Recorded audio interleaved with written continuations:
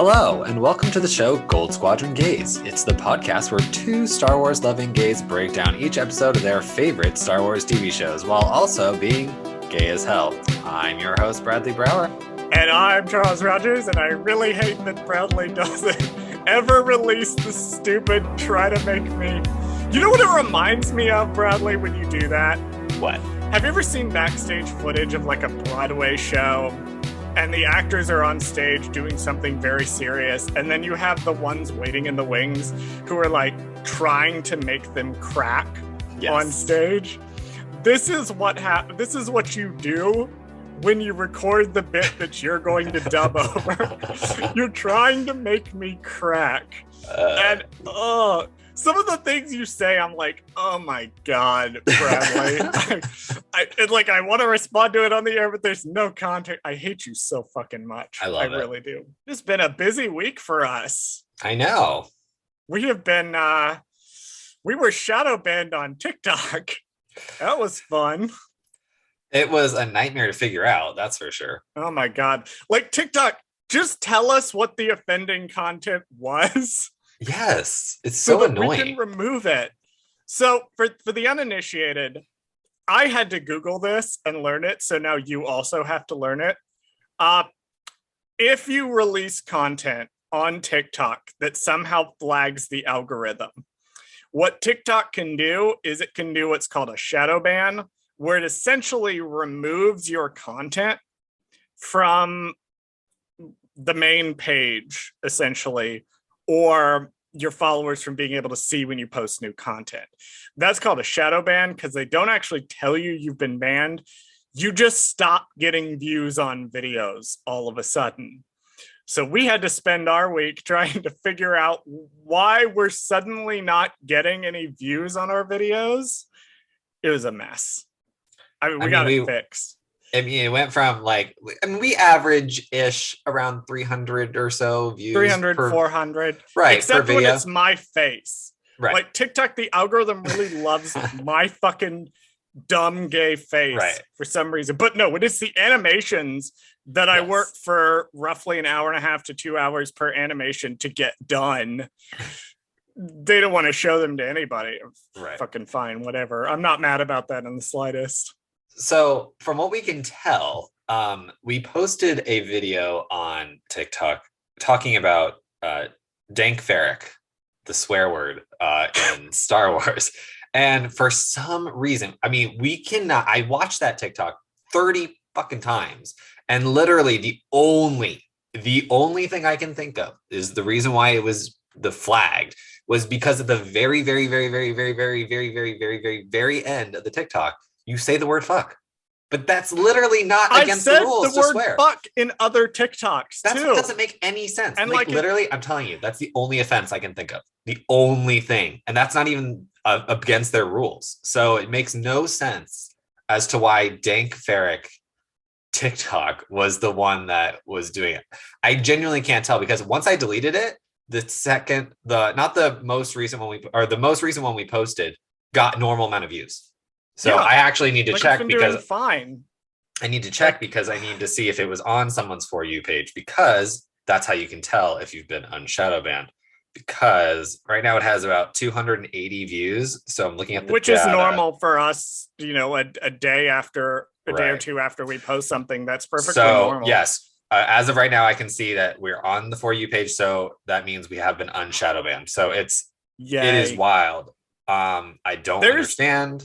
I have some alternate theories. For whatever reason, it's possible that it may have been the LGBT hashtag that we use on the videos. I thought that which is super fucking a problem. Yeah. If the LGBT hashtag by itself flagged the TikTok algorithm to say we're going to remove you, what the actual fuck? TikTok. Right, and the only reason why I think that was possible is because back during the Black Lives Matter time in 2020, people were hashtagging their TikToks with BLM and they were getting shadow banned. So that's the only reason why I thought possibly maybe ours were getting that because of the LGBT thing. But for example, I went on Dark Side Diva's TikTok, and they who have not use been shadow banned, by the way. And the funniest fucking right. response that I got when I posted on our Twitter, just to let people know, oh, by the way, we appear to have been shadow banned, if anybody knows anything, was fucking Chris from Dark Side Divas responding and being like, how have y'all been shadow banned, but not Steph? Right.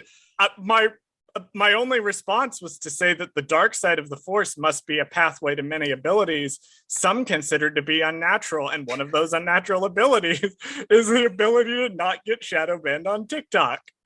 Well, and it was weird because, like, I think one of their most recent ones, they had hashtagged LGBTQ or whatever. And I was like, okay, like, I don't understand what it was then, because if they can use that hashtag and be fine, like, you know what I mean? Like, it doesn't make any sense. Anyway, moving on from TikTok, yeah, we just could complain about this. Thank you to everyone who responded to the tweets that I put out, especially Dark Side Divas, who did go and she liked a bunch of our videos to try to boost engagement for that. Thank you so much, Steph. And thank you everyone who responded, liked those tweets. We're trying to support us through getting shadow banned. We really do appreciate that, because our TikTok is not that big. And so we feel these things very, very strongly when they do happen. So today, Bradley, since there wasn't really news, there was terrifying tales that came out, but we discussed in the pre-meeting, we're not going to talk about that as part of another episode. We're going to talk about that probably on its own somewhere. We're still talking about that, how we want to do that. We are going to talk about season 2, episode 5 of The Mandalorian, which is called The Jedi. But before we do, I've got to jump out and address something real quick with this episode and our coverage of it, because we are an LGBT podcast and there is a T in there. So I do feel like I have to address sort of what was happening at the time. We're not really going to talk about it for reasons that I'm going to get into in just a moment. But basically, at the time that this episode came out, Rosario Dawson's family was facing a lawsuit. And in that lawsuit, one of the things that was alleged was transphobic attacks on a trans man. And the lawsuit's been dropped, but it is still a very painful topic for the trans community and trans fans of Star Wars. And I wanted to address it up front. We're not going to talk about that since we are 2 cis men. That's not really our place to comment on that. There's been a lot that's been said on it by a lot of very smart and articulate voices, but I didn't want that to go completely unaddressed, since I don't want to feel like we're kind of shoving that under the rug and saying, well, that's over. Let's just pretend it didn't happen and move forward and just be hyped for Ahsoka and talk about this episode. So personally, I would encourage people to go and read some of the stuff that's been said and watch some of the stuff that's been said by people that are a lot smarter and more articulate than we are. And that would be what I would recommend, but we're not really going to cover it here. I did want to bring that up. So that was my best way of addressing that.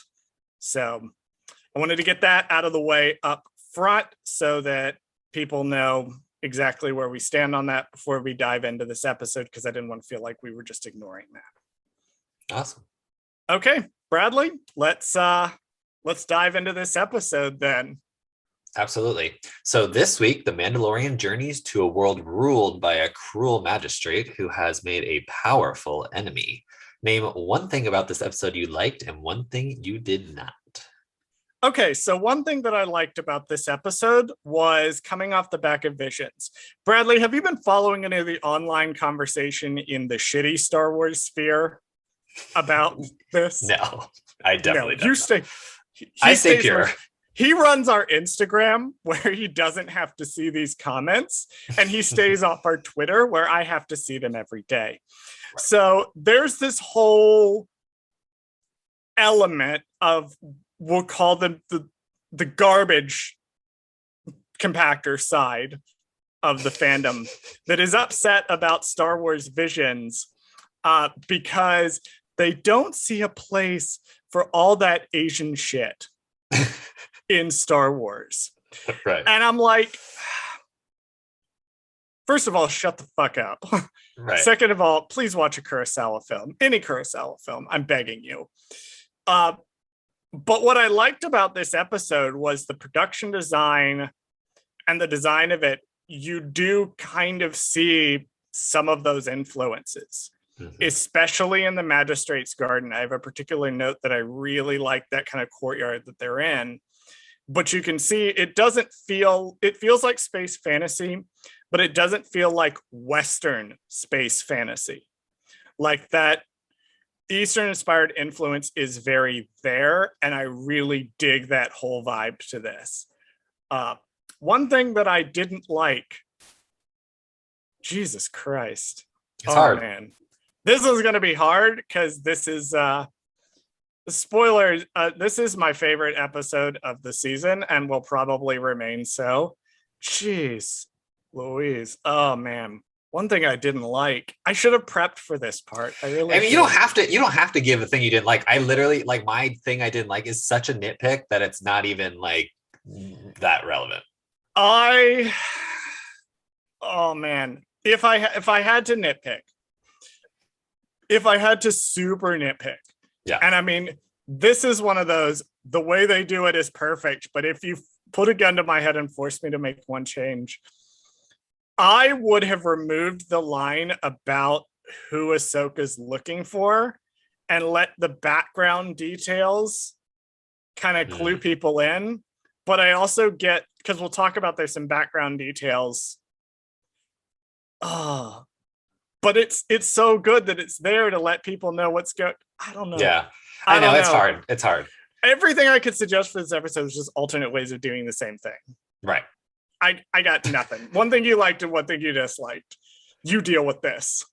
Okay, so one thing I liked about the episode was all of the actual Japanese influences. It felt like, I feel like it was kind of like the Sanctuary episode, but done in a way that I liked better. So I think with the Sanctuary episode, it had all those Japanese influences. It was very like, they're in a small... It was a direct draw from Seven Samurai. So right. So I think I liked the influences more because this is essentially, like you said, when you brought up Visions, this is essentially a Visions episode, but done in live action, essentially, which is kind of I guess, I don't want to say it's the jumping off point for Visions people, but it kind of is their... You kind can kind of see... Yeah, you can kind of see where some discussions might have been happening, because right. I actually was reminded it reminded me a lot of The Duel, the very first short. Yeah, very similar. Because they both kind of draw from Yojimbo a little bit. So it's another one of those things where it's like it's drawing from the same inspiration. So the one thing I didn't like about the episode, and like I said, this is a super nitpick. This is just a personal opinion. This really does not matter to me that much. It's just a slight little nitpick. The costuming for Ahsoka, specifically her headpiece, which is her like her tendrils or whatever you call them. Like, I don't know it's not her hair, but you know what I mean? Like her... There's a word for them. Yeah. Someone has told me, it was either Chris or Matthew on Twitter, has told me what they are, but I don't remember. Right. So anyway, that piece of her body, right, her head piece, I didn't like how it bent or folded right next to her face, like where it's kind of on her shoulders and it kind of like pinches at points. And that's just due to the material they had to make flexible so it moved naturally on her head, and it wasn't a solid piece of plastic or something or foam on her head that didn't move naturally and look like it was a part of her. So the only thing I would say is I wish they would have gone in and digitally erased the folds or the wrinkles in the costume just to kind of make it more smooth. because it still moves very naturally, especially at the very end of the episode where there's like, I think there's like wind on her or something from the ship leaving, and then her little headpiece thing moves with the wind, and it looks like it's a part of her. But I just wish that those little folds, the creases, they look like an afterthought, or like maybe because they're not consistent throughout the whole entire episode. And I feel like the creases were made when she's wearing it. So when she takes it off, I feel like they smooth out and they go back to normal. And then whenever she puts it back, the costume back on, they kind of like slowly over time, the longer she wears it, the more wrinkly it gets. So I think that was just a costuming nitpick. They may fix this by the time we get to the Ahsoka show. But that was just a tiny little nitpicky thing for the costume. But other than that, the whole episode I love. Chief, that is a hell of a fucking nitpick. That is a hell of a fucking nitpick. You had to scrape through the bottom of the barrel until you were scraping dirt. I'm to get telling the fucking nitpick. I know. Yeah, and I know there was like complaints about, her head tails aren't as long or tall or whatever as they are in animation. Yeah, like, I don't care about that. Shut up. It's a costume choice, and it's not gonna exactly. Star Wars is a mythology, not a history. Not everything is going to match, and that includes the costume design of how people look. Right. And I will point out, I mean, we can talk about it now. Again, like we normally do, we always talk about the directed by early on. It is directed and written by Dave Filoni. So regardless of what people say about this episode, he made the choices for this episode. Therefore, this is the Dave Filoni episode. Like, yeah, I feel like they just gave him free reign on this episode to do whatever he wanted. Right. With Ahsoka. So yeah, every choice they made was going to deliberately be something Dave Filoni wanted. Which, and I think as you know, fanboys love Dave Filoni until Dave Filoni says literally anything. Well, I think and then they hate him. It's worth mentioning too, like, okay, if Dave Filoni does something with the character that he created, his character, Ahsoka Tano, anything he makes her do in any medium, you have to accept it because it's his character. Like, I don't understand why people are so like, well, Ahsoka, like you said, like Ahsoka's tendrils they're longer in the Rebels cartoon than they are in this. Okay, this is still directed by Dave Filoni. So he made that choice. There was some pointless dumb bullshit a few weeks ago where people were taking a quote from Gallery out of context, where it was talking about Ahsoka's fighting style being reflective of her having more direct like training than Luke. And I'm like, you guys know this is all Dave Filoni has done for like 20 years, right? Or like 15 years. You know that Dave Filoni probably knows what he's talking about when it comes to these characters. Right. And yeah, I feel like it's different than when you get a situation like in the sequels where you have different writers that are dealing with characters like Luke Skywalker, Han Solo, Leia Organa that were not George Lucas. But on the opposite side of the coin, when it comes to some of the choices made in this episode, it's like, this is Dave Filoni. He created the character. Exactly. He's the George Lucas here. Bradley, you wanna take us into this episode? I have so many fucking notes. I know it was so hard to even do some of these little, what I call my summaries of each scene, because I almost want to like just do it all at once. It's really hard to do, but okay, here we go. We'll just get into it. This is our new, this is our riff on Star Wars Minute. We're actually going to become this specific episode podcast. And for the next year, we're going to do 1 minute from this episode. Right. Every week. That'd be so funny. On the planet of Corvus, a familiar Jedi absolutely destroys a bunch of dudes and vows to help the people of a town taken over by an evil magistrate. Let's talk about the actors right off the bat, because this scene introduces our 3 main actors who are not Pedro Pascal, right? And also Baby Yoda, who is not a puppet, who is a real Baby Yoda that is there and acting. Played by Baby Yoda. But let's talk about our 3 principal actors. Absolutely. In order of appearance. Okay. So first of all, we have Michael Biehn. I think it's how you say his last name, as Lang, Yes. the sort of chief of security. Uh, I checked, and he's been in a lot of action stuff. Not really anything that I could look at and we would like directly know, except for Terminator. Yes. He was in Terminator as Kyle Reese. Which is like, wait a minute, how old is he? Like, I had to think about that for a second when I was doing the research. Great. Yeah. I was like, whoa. Fantastic. Because that's not a small role. Yeah, for a dude who has had a pretty long career at this point, doing a lot of stuff in action movies. Dude takes care of himself. I would let him buy me a drink at a bar. I would do it with no complaints. I wouldn't even take a look at what credit card he was using first. Right. No, that's funny. I also saw he was also in the Alien movies. Yes. So that was interesting too. That he's been in these pretty big franchises. Mm-hmm. He's got a lot of like small roles in big franchises, which if you look at actors who have successful careers where this is just kind of their job, you see a lot of ones where actors, they'll do small roles in various things. And some people, that's sort of their thing. And that's a perfectly valid and great career path, is just to be the guy who's in stuff. We got a lot of those actors in The Mandalorian, actually, who have just been in a lot of things. Like every actor's been in Law and Order. Every single one. Right. And I do want it to be known he was also in a film called The Magnificent Seven, which is a remake? Western. No, he was in the original. He was in the original. Oh, well, shit. I don't know how many versions of that movie there are, but he was in the 1998 version. I'm sorry, the TV series.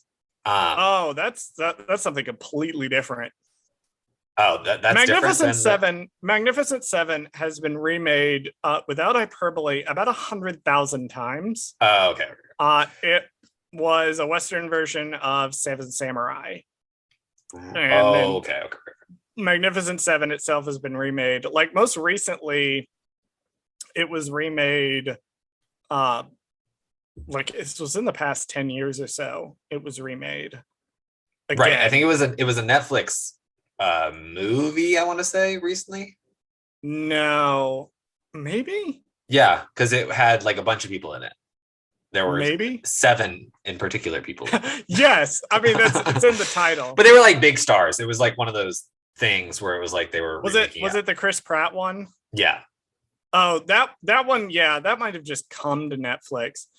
I have no interest in watching it, but I don't either. So we can move on. But I just wanted to point out that he was in the TV series The Magnificent Seven, where it is a Western. Therefore, that does come up a little bit later with his character in his final scene. So I just want that to be known for later on.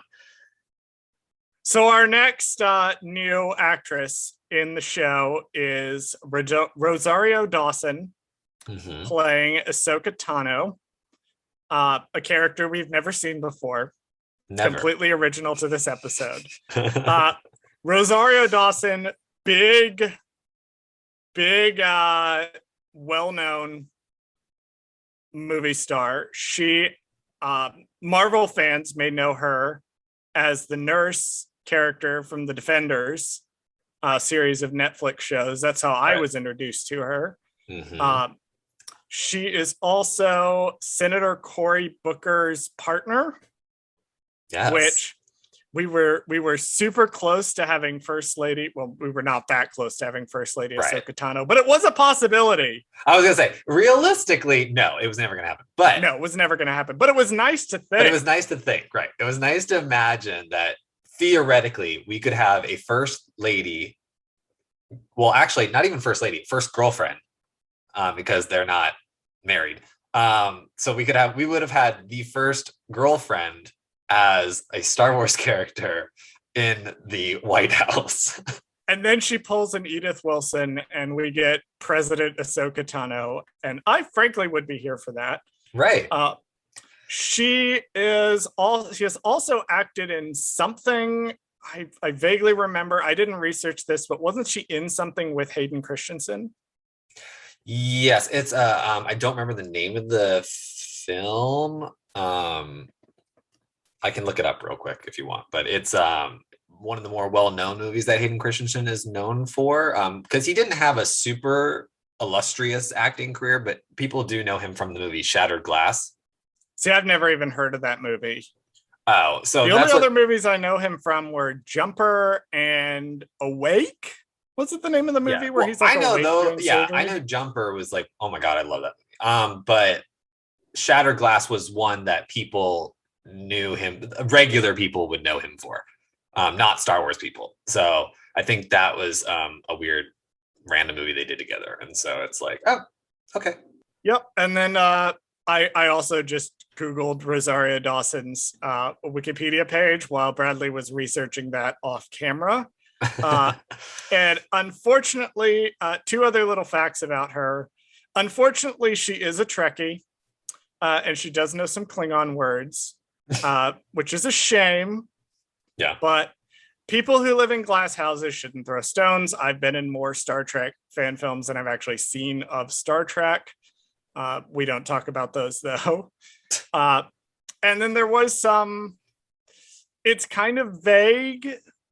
Like the wording on the Wikipedia page is vague. I probably should have researched this before we went to air, but she may or may not probably be a member of the LGBT community. It's super vague the way Okay. Wikipedia words it.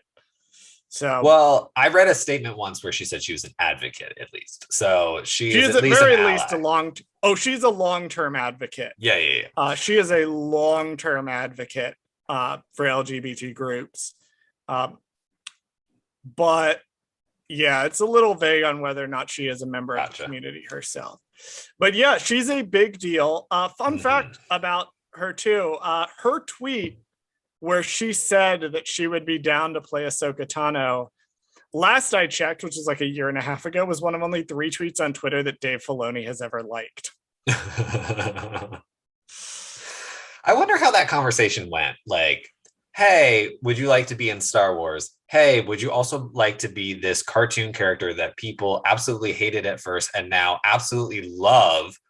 Um, and you would be bringing that character to live action, and it's a giant weight of responsibility. And we also may be giving you a whole show in addition to this.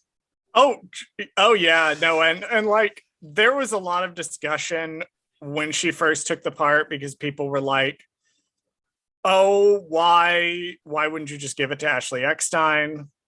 You know, she looks like Ahsoka, Right. kind of if you put in a bunch of makeup, but then there's, another side of the issue that's pointed out that Ahsoka is coded as not white, so it does Right. make sense to switch the actress to. It's a whole thing that we're two white guys.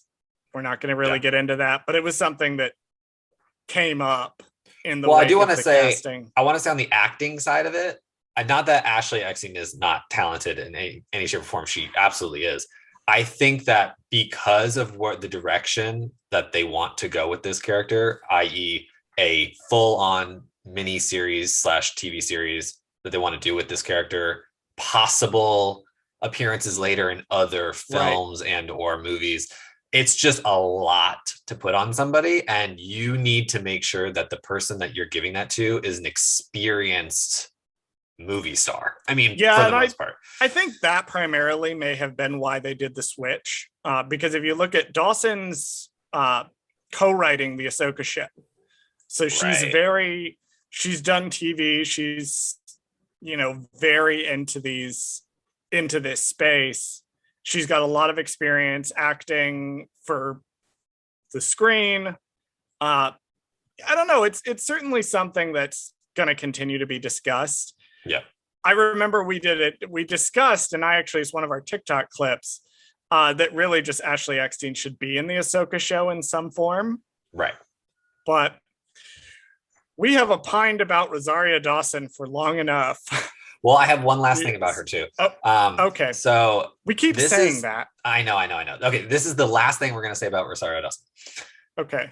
So currently, you mentioned this before. So now she has played Ahsoka Tano, And you said that she was in the Netflix Marvel series Yes. as the nurse from Luke Cage, Daredevil, all those.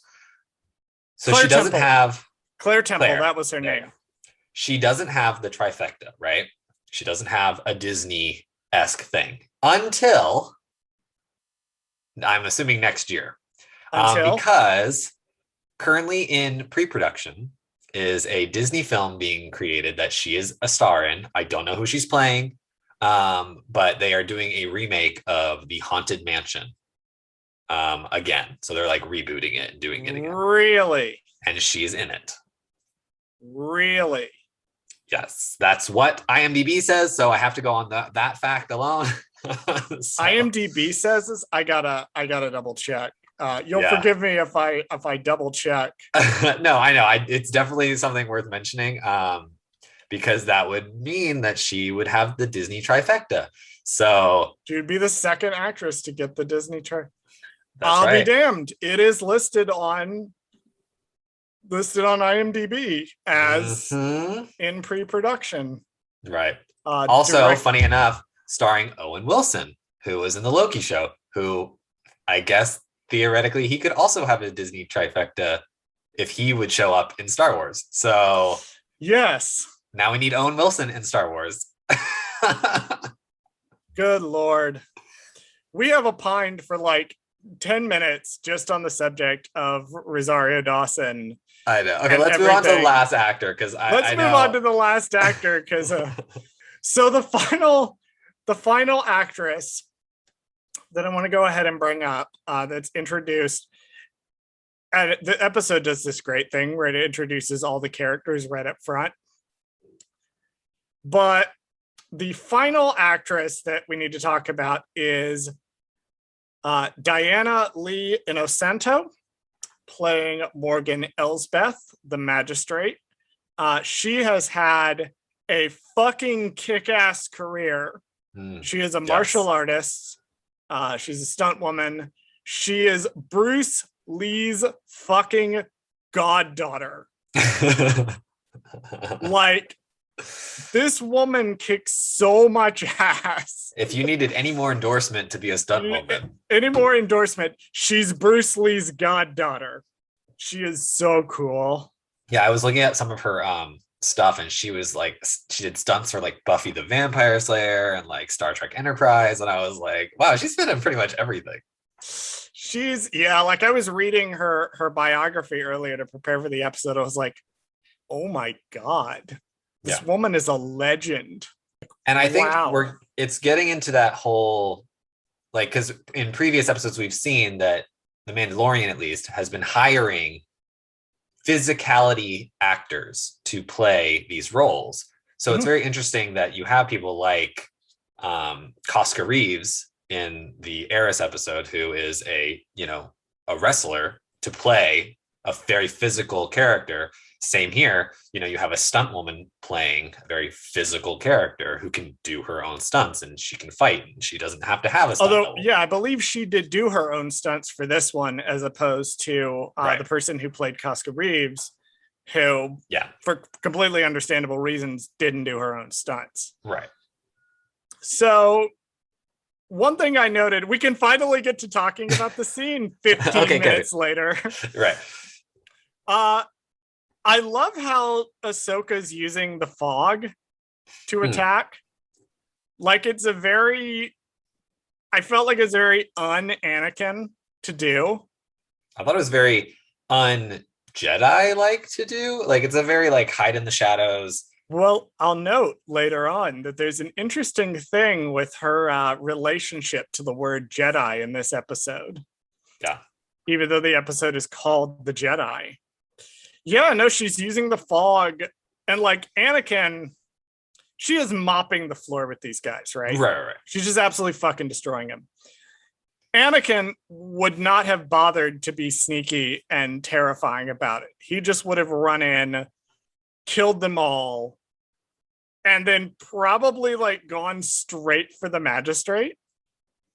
Whereas Ahsoka's like trying to be sneaky and like It reminded me of the Fog Warriors that are mentioned in Dragon Age 2, where they talk about how they were terrifying specifically because they would pop in and out of the fog and you never knew where they were coming from. Right. Like the way she's activating and deactivating her lightsaber to kind of hide in the fog. And I want to note too, like I like how she deactivates the lightsabers and activates the lightsabers and deactivates the lightsabers just to utilize that fog to her advantage, because I think it's either the aliens or the people underneath the masks who speak a different language, because it does say, I think in the subtitles, speak alien language. Yes.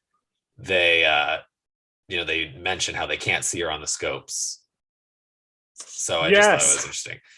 She's just terrifying these people. Like, I also want to address, so when she first comes out, when we get our first good look at her, when she's standing in front of the magistrate, her music, her theme from Clone Wars and Rebels plays. I also wanted to note, when I first watched this episode, I was thrown by the voice. Okay. Because I'm used to Ahsoka sounding like Ashley Eckstein's voice. Right. But it's rather, I think upon rewatch, it's a bit like the Freddie Prinze Jr. thing from Bad Batch. Where when I first watched it, I was thrown. And then when I went back and watched it later, I was like, oh no, Rosario Dawson is kind of doing a older, more evolved kind of timbre for Ahsoka's voice. Right. I think it's the same when you watch Clone Wars and then you go watch Rebels. It's a similar shift because it's still Ashley Eckstein who's doing the voice, but there is something more mature about her voice in Rebels. It's not too much of a drastic difference, but it's like enough to throw you if you haven't watched them, or if you watch them back to back. Ashley has also talked about in interviews when she went to go do Clone Wars season 7, finding it weird that she had to like jump back right to doing the younger Ahsoka voice and try to remember where Ahsoka was at that point, because she'd been doing it for Rebels. Right. She'd been doing the older Ahsoka for Rebels. After the introduction of Ahsoka, Din and the child arrive on Corvus to the town of Caladan and meet the magistrate. Here, she offers him a Beskar spear in exchange for killing the Jedi who is causing her trouble. Before they leave, Lang asks about the child, to which Mandalorian replies, is for good luck. I loved that exchange. I love that exchange. Because we talked in previous episodes about everybody seeing the child as a pet. Right. And Mando kind of playing into it here. Yeah, I did like that. And also, I don't want to say that people aren't looking for the child, but it seems to be that, like, at least on this planet, we're far enough out to where people don't care, or the guild isn't as far out here. Or you know what I mean? Like, it's just not as important. He does. More of a... Well, Lang does ask if he's guild. Mm-hmm. So... like, they know about the guild. They just, I guess, never got any of the word about the child or anything, what was going on with that. Right. Corvus, the planet, reminds me a lot of Mustafar that we see around the time of Rise of Skywalker. Like, I just noted that as they were descending to it, that it's very much the same visual design. It also reminded me of something else that we'll get to in a minute. But that was one note I had, is it did remind me a lot of that. It was interesting, the idea of, like, in Mustafar and the Rise of Skywalker, you can see the planet healing because of the events of I can't remember the name of the VR game. I always wanted to play it, but I can't remember the name of it. I know what you're talking about, because I think I bought the first episode or whatever of that VR game. Vader Immortal. There we go. There you go. I have done Secrets of the Empire. Side note, it was one of the coolest experiences of my life. And legitimately, I cried after it. But that's neither here nor there. Corvus looks a lot like Mustafar in that. And that was a note that I had. The guy on the wall, as they're approaching, does like the Yavin 4 thing where he scans the ship. I like that. That's a fun little, not, again, an echo of another movie, not an Easter egg. I think people get those two confused. We'll talk about Easter eggs here in a minute because one absolutely just pops up. But yeah, I think there's a notable difference between Star Wars just doing a thing. I think it was which episode earlier in the season we talked about something was not an Easter egg. They just straight up are in this episode. It might have been Bo-Katan. Yeah, like I think well, even if that's not what it was, I think that's a good example. Is that like just because you introduce a character from another thing, that's not an Easter egg. That's not a look what you missed in the episode. That's just a thing that's in Star Wars. Mm-hmm. So it's or any droid really. You can't call like a Gonk droid an Easter egg anymore because that's just a thing that exists in the universe. So stuff like that would be, or if they do match for match action or a phrase that they say, those aren't Easter eggs. Those are just echoes of the original or things that we saw in the original movie. Yeah, like if somebody just does the thing that they do that's emblematic in the universe at that point, I wouldn't necessarily call that an Easter egg. Right. I'd maybe call that like a connection or a fun fact, or I think your word echo is very good. But for like an example of like what something I'd consider an Easter egg, so that's something that's not necessarily part of the universe is specifically meant there for fans to find. The emblem on the HK droids that we're going to talk about later in the episode, that is an Easter egg. That is something that's hidden in the background details. Right. That is rewarding for fans to find. So I think part of the difference looking at like an Easter egg versus an echo, an Easter egg is rewarding for fans to find. Like it's hidden. It's like an Easter egg hunt versus something that's just kind of there because it's there and taking place in the same universe. But I did like the guy doing the Yavin 4 scan. I noted here, we talked about earlier, the idea of like the space fantasy vibes. Mm-hmm. So Star Wars is not science fiction, it's space fantasy. And this whole episode is just dripping with space fantasy vibes.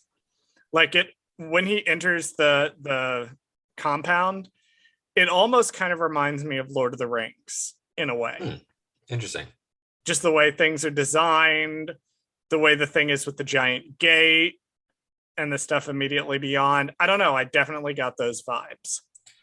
I was getting, just because of the Asian influence, I was definitely getting a Mulan vibe when he enters in the garden area because it reminded me of I believe it's like the last scene or the end scene of Mulan where she's like walking into the garden to like present her father with his sword or something because she's back and she's alive, right? And whatever.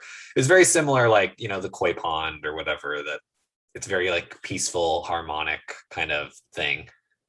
Oh yeah, I absolutely love the set design with almost kind of looks like bonsai trees. Mm-hmm. I would have to double check because I don't know this off the cuff, but I think the way the walls are designed for the exterior might be reminiscent of fortresses during certain Chinese dynasties. Yeah. Like, I think we see that same type of wall designed in the bad Mulan remake. Right. That's so what I was thinking. Yeah. I think we might actually see those exterior walls the same way. That would be something for someone to go and double check and let me know. Yeah, I think it's reminiscent of very classic ancient China city. Right. And China's had such a fucking long history and so much has happened in it that I couldn't pin down. I don't want to paint it with a broad brush and say, oh, it looks like an ancient Chinese fortress, because there's a specific fortress that I think popped up in the Mulan remake, and I think the walls were inspired by the same wall here with the way they're kind of sort of slanted in the way they are and the way they're designed. It's really cool. And the fact that we can even have this conversation speaks a lot to how good the production design was. One thing I did also note, I don't know if this counts as an Easter egg, by our definition or not. But briefly in one shot, you can see an 8D series smelter droid walking behind like a very decrepit one. That was the droid doing the torture in Return of the Jedi. Oh. And has also shown up in Phantom Menace, shown up in Clone Wars, shown up in a lot of different things. But I know it as the droid that does the torture in Return of the Jedi. Which we could probably talk about at length of why or how even torturing a droid is possible. And how a gonk droid has sensors on their feet. Yeah, it doesn't make any sense. So I don't want to get into that whole rabbit hole of like, do droids feel pain? Because we could be here for hours. But yes, that was a cute little, I like seeing stuff like that. Yeah, I would argue that that's more of an Easter egg if it's in the background and it's a little harder to see. So yeah, it's a complicated line to walk, but if something's like in the background and you go, oh, I know that thing, like I would argue Dr. Evazan in Rogue One was an Easter egg, even though it's very in your face, because it's not relevant for the plot. It's an Easter egg that's just been handed to you. Right. But I would still argue that it is, because it's just like, of course, Rogue One is absolutely full of just handing the audience Easter eggs and going, do you remember this thing? Another interesting, I told you I have a fuck ton of notes. Yeah, that's fine. Just so many notes. So the character of Wing, who we see in this sequence, eventually becomes Governor Wing, is played by a guy also named Wing. Wing Tao Chow is the actor who is playing the guy who eventually becomes the governor. He is a former Disney Imagineering executive who was a Disney Imagineering executive for 37 years. Wow. Yep. So he is sort of cameoing in this episode. That's just a fun fact about that actor. Good for him. I thought it was interesting. You brought up the droid torture a minute ago. And we also see some torture here. Yes. It's a very Game of Thrones fucking torture. And I haven't noted, I find it very interesting how Star Wars finds PG-13 ways to do R-rated material. Yeah. So when I saw the guys in the cages being shocked, my first thought was the crucified slaves and masters from Game of Thrones. Oh yeah. You know, when she walks up, right? When Dany walks up and sees all those like slaves that have been crucified on the side of the road, like they're just hanging there, and then she does it to the masters later on in the series. That's what this reminded me of. Yeah, it's very reminiscent of like, it's supposed to be like an example, like show like look what will happen to you if you cross me kind of situation. Which is super fucked up because it looks like the way that they're in the cages, they force you to stand completely upright. It's kind of like an Iron Maiden type deal, which, side note, Iron Maidens were not a thing. That didn't happen. But the trope of it kind of plays into that whole thing where you have to stand perfectly upright. And if you falter at all, you get, in this case, shocked. Right. Yeah, this, it also reminds me of, so my roommate had never seen the Teen Wolf series before. So a couple months ago, we were watching it and he kind of gave up like in the last season because it's so terrible. And I'm forcing him until the last season to get terrible enough for him to give up. Well, no, he would argue that the first three, all the other seasons, he would argue and decided that was the last straw. Okay, I'll tell the audience that if you want to watch Teen Wolf, just watch the first 3 seasons. You don't need to watch the rest. The first 3 is fine. But we're trying to finish because they announced the Teen Wolf movie the other day, that they're all coming back and they're going to do a movie. And so I was like, because we've hit that unfortunate nostalgia wall to where stuff that I was seeing on 2012 when I was on a certain website that was blue before Twitter was cool. A lot of the stuff that I'm seeing is starting to come back. Yeah. Oh God. Oh So God. in We're that about to hit show, Force Awakens. I'm so gonna in that sell the show wave. though, they that's like their go-to torture, right? Is electricity. Like that's like the go-to because it's the most PG-13 way to show torture because Right. obviously there's no blood, right? There's no cutting of anything. It's just when you shock somebody, you can add some CGI electricity to their body and make them look like they're getting electrocuted. And then they're getting hurt and they're getting tortured, but it's not graphic.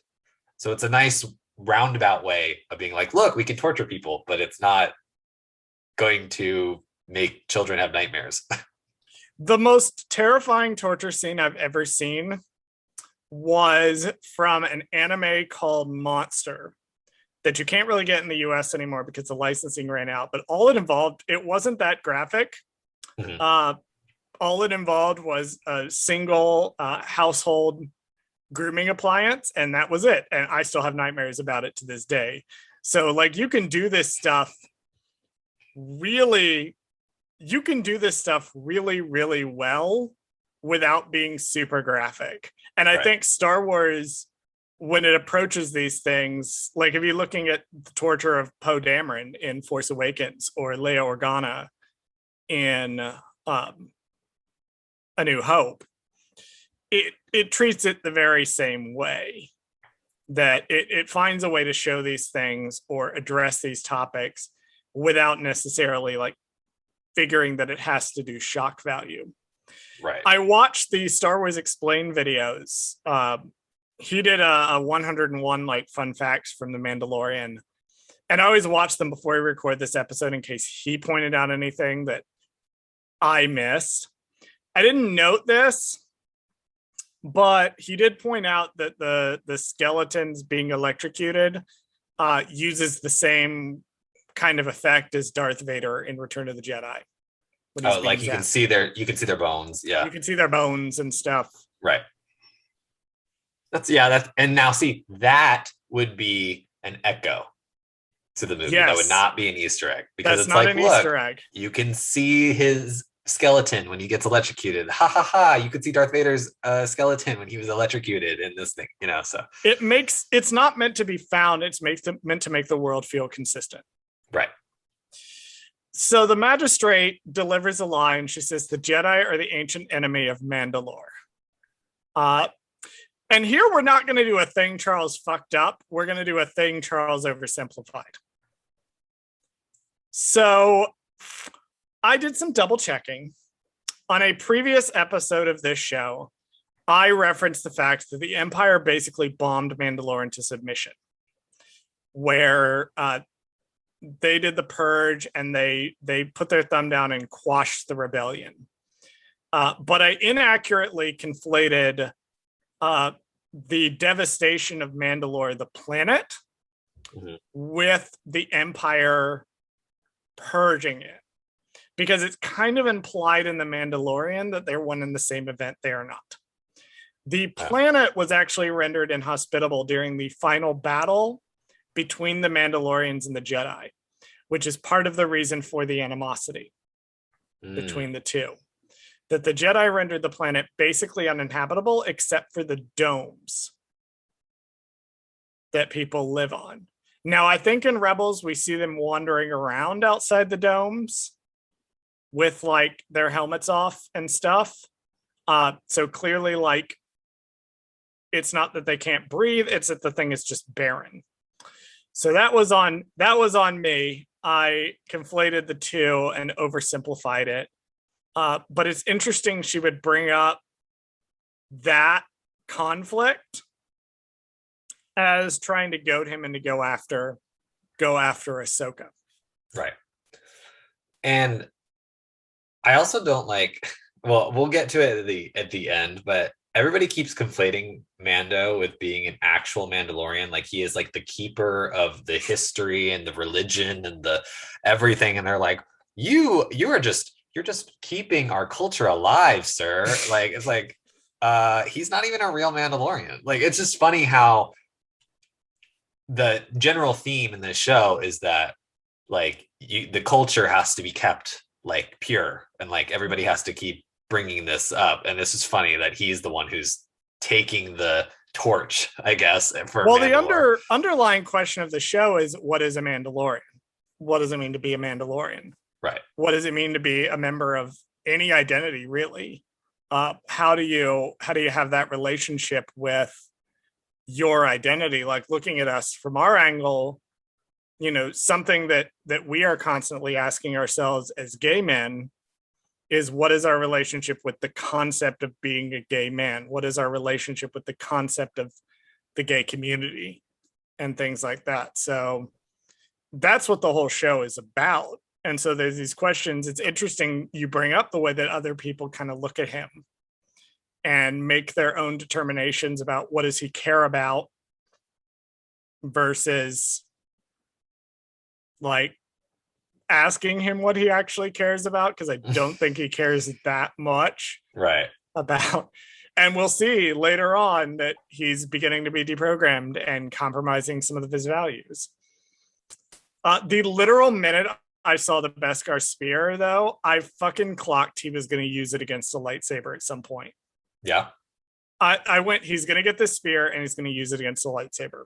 I'm not going to say whether or not I was right, but I want it noted that the very first time I watched the episode and like it was introduced, I immediately went, bet you he uses this against a lightsaber at some point. Well, I guess for this episode, if you're just going off this episode in particular and you have no idea what's going to happen next, you're half right, I guess, theoretically. It is used against a lightsaber. Right, in this episode at some point. So, but he doesn't use it. He doesn't, but yes, that is, it's worth noting that you were at least, by this point, you were partially correct, right? I love how diplomatic he is in this scene. He never expressly says, I'm going to go after the Jedi. He's just like, where's the Jedi? And she immediately assumes he's taking the job. Right. Yeah. He's really crafty in this scene, because in the next scene, he said, or not in the next scene, but later on in the episode, he tells Ahsoka, he says, I never accepted the job or whatever. I never said I was going to kill you. Like, I just implied. Using the coordinates supplied by the magistrate, Mando runs into Ahsoka Tano, who wields her blades against the Mandalorian. After a scuffle and a flamethrower fiasco, Mando reveals that he was sent by Bo-Katan, stopping the fight. You just had to bring up the fucking flamethrower, didn't you? Of course. Flamethrower, my enemy. It was only a split second, though, so you should at least appreciate the fact that he didn't continuously try to use it. And it was actually useful in the long run, because he, I think, destroys the cloak. And then the next time we see her, she's wearing the white cloak. So, right. Din Djarin's fucking stupid flamethrower had one use, and it was to give us the cool Ahsoka visual design we got in Rebels. I do want to note, before we see Ahsoka, it's a split second, and this would be what you would call an Easter egg. There is an owl. I don't know what it's called. So it's called a convor. Okay. It is named after Dave Filoni's wife. What that type of bird is actually named after. It is a convor. Its name is Morai. And it is very important because it is an embodiment of the daughter from the Mortis arc. And we see that years later, Morai is still following Ahsoka around. Right. So I just thought that was a nice, now that is a true Easter egg, because it's like still there. It's still a fun little thing. They do this a lot in the episode, but this scene in particular, I really love the force jump. Like her jumping up in the air. He ties her up with the grappling hook or whatever, and then she force jumps up in the air over a tree to like turn it on him. Like, I just thought that was so cool. Yep. Well, she has had, the most training of any Jedi alive at this point. So she probably knows how to deal with this by now. Right.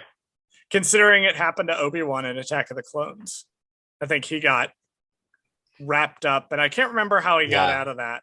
It's been a while since I've seen Attack of the Clones, since it is my least favorite of the movies. I wanted to note here that they're kind of doing the superhero thing. So when you have two superheroes that meet for the first time, a lot of times you'll like have them fight for just a minute. Like the Avengers did this. Yeah. But a lot Avengers Infinity War did this. You have like a minute of them fighting just so you could do the misunderstanding superheroes fight each other thing. That's what's happening in this scene. They're like, we want to see Din and Ahsoka fight for like 2 seconds.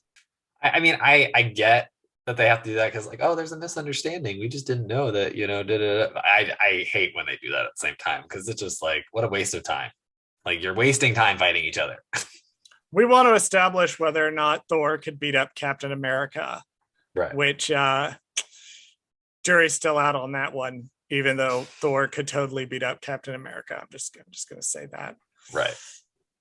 My only other note from this sequence, and I think it's interesting to talk about, that when she sets eyes on Grogu, and that kind of is what stops the fight. So he mentions Bo-Katan, and you can tell she's kind of thinking about it, and then she sees Grogu, and she's like, oh, I hope we want to talk about him. Right. Or sees the child, rather. Mm-hmm.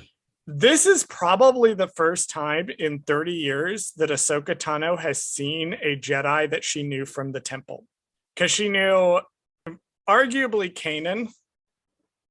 So she might have met Kanan. But it didn't seem like she really knew Kanan all that well. Right. That Kanan was a Padawan during the final days of the Clone Wars. He was just picked, according to the Kanan comic, I think he was picked mid-war. So he was actually picked, I think probably about a year out from the war ending. And she had already either left the order or something during that point. It's been a long time. It's been like, I think 10 years or so. Right. Because I think this takes place in 9 ABY. 8. It's 8. 8 ABY. Yeah. So it's been 10 years since she's seen Ezra. And even further back, this is the first time she's laid eyes on somebody she knew from the temple. She obviously recognizes the fact that it's the Yoda species, which if she is like, just like everybody else, nobody really knows anything about the Yoda species, or at least in all of Star Wars, no one seems to recognize a Yoda species when they see it, unless they already knew him in the prequel era, or if like now when the people see the child, they go, what is that? I've never seen that. You know what I mean? So it's obviously like she's like shocked when she sees this thing. Yeah, and that's what really stops the whole fight is she sees it. She's like, oh my God. Yeah. I haven't seen you in 30 years, over 30 years. So before we get into like her communicating with him, do you think that she sees this thing, this Yoda species, and she's like, that's Yoda's kid? No, I don't think that's something that would cross her mind. I think that Yoda is very much a stickler. By the time that Ahsoka knows Yoda, Yoda is very much a stickler for the rules of the Jedi. Now, we see him in the High Republic, but we don't see a lot of him. It's mainly in the High Republic Adventures line. And in that line, he's not really the central focus of the story. But even by that point, he's not having his rebellious go out and have kids kind of with random Yoda women kind of thing. So yeah, maybe that is a question that he's constantly having to answer to Padawan or to younglings, though. I mean, for all we know, Yodas lay eggs. So I mean, he's constantly having to explain like, my kid, this is not. Well, okay, so like he gathers all the younglings. It's like, encounter this child you will, but my child, it is not. Right. Here, let me jump to the next section so we can talk about that stuff, because it is revealed, all that information is kind of we finally revealed. Get the Baby Yoda backstory. Give us the Baby Yoda backstory, Bradley. Later that evening, Ahsoka and the child communicate telepathically through the Force, revealing the child's actual name is Grogu and that he was raised on the Jedi Temple of Coruscant before the Clone Wars. Din asks Ahsoka to help Grogu, and she decides to test him in the morning. God, his fucking name is Grogu. Okay, wait, we gotta miss so many things. Grogu. A season and a half.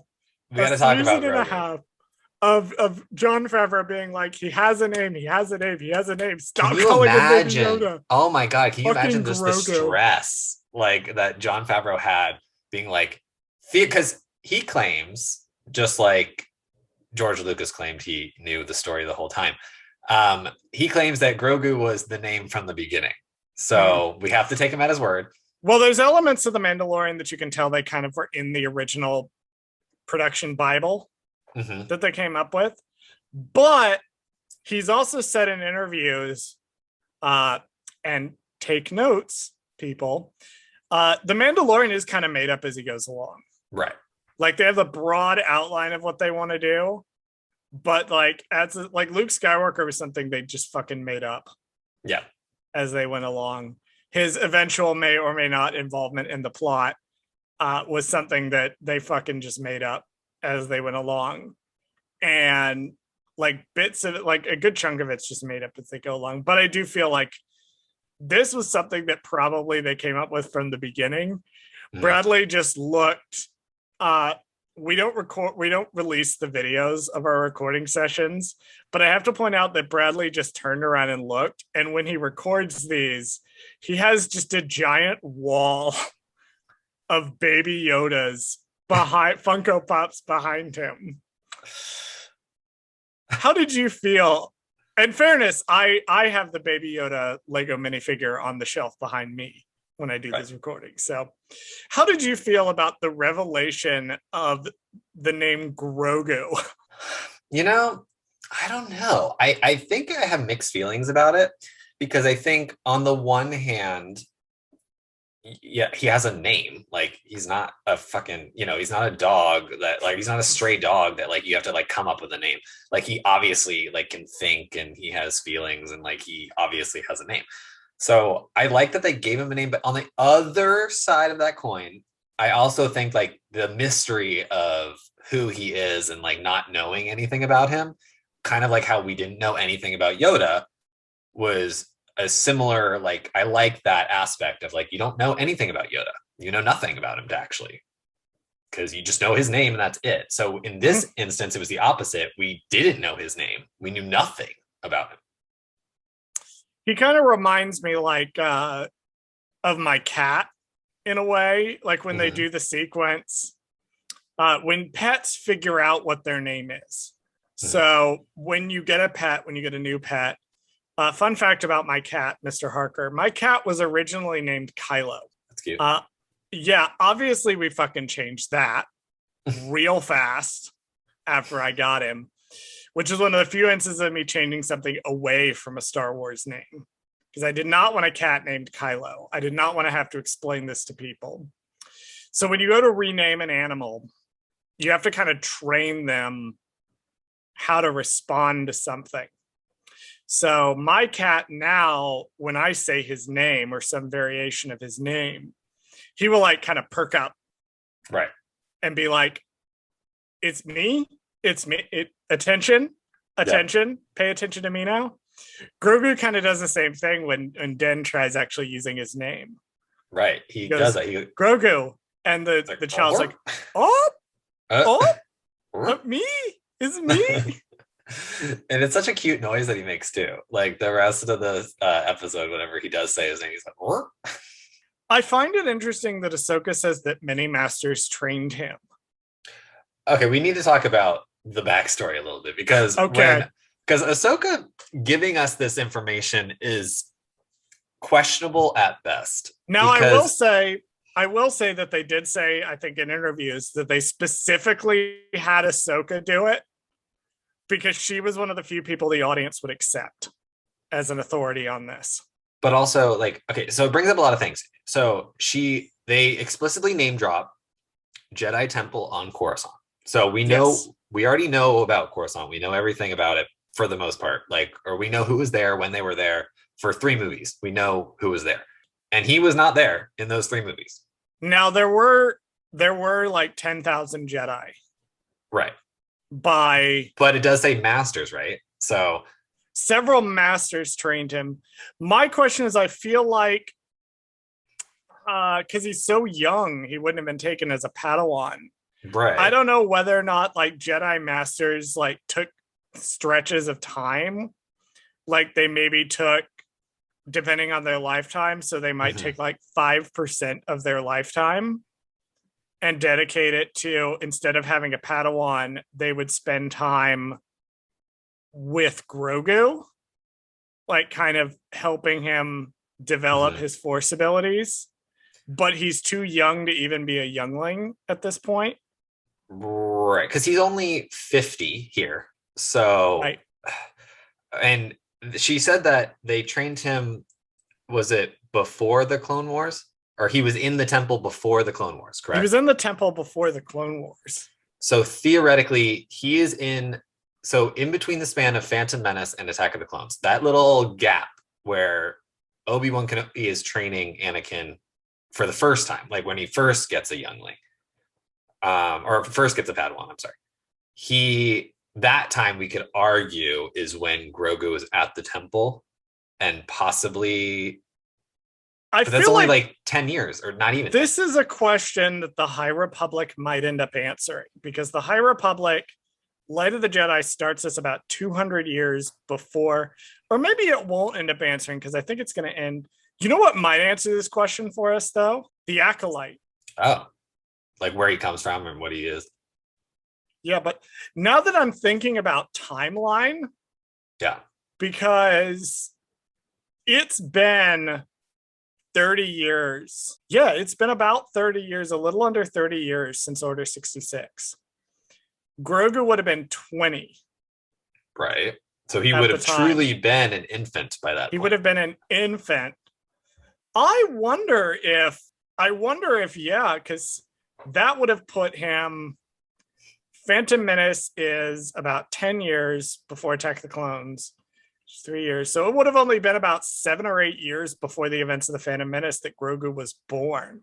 So he was theoretically born the same time as Anakin. Why the fuck would you say that out loud? They're technically the same age by the time Anakin dies in Return of the Jedi. God. Oh my God. Oh my fucking God. So that's why I'm confused, right? Because I'm gonna fucking electric cyanide pill now. Wow. My mind is blown. My mind is just blown. It's weird. So yeah, because he's the same age as Anakin Skywalker. Which means that Grogu is actually the child of the prophecy they're talking about. I'm just kidding.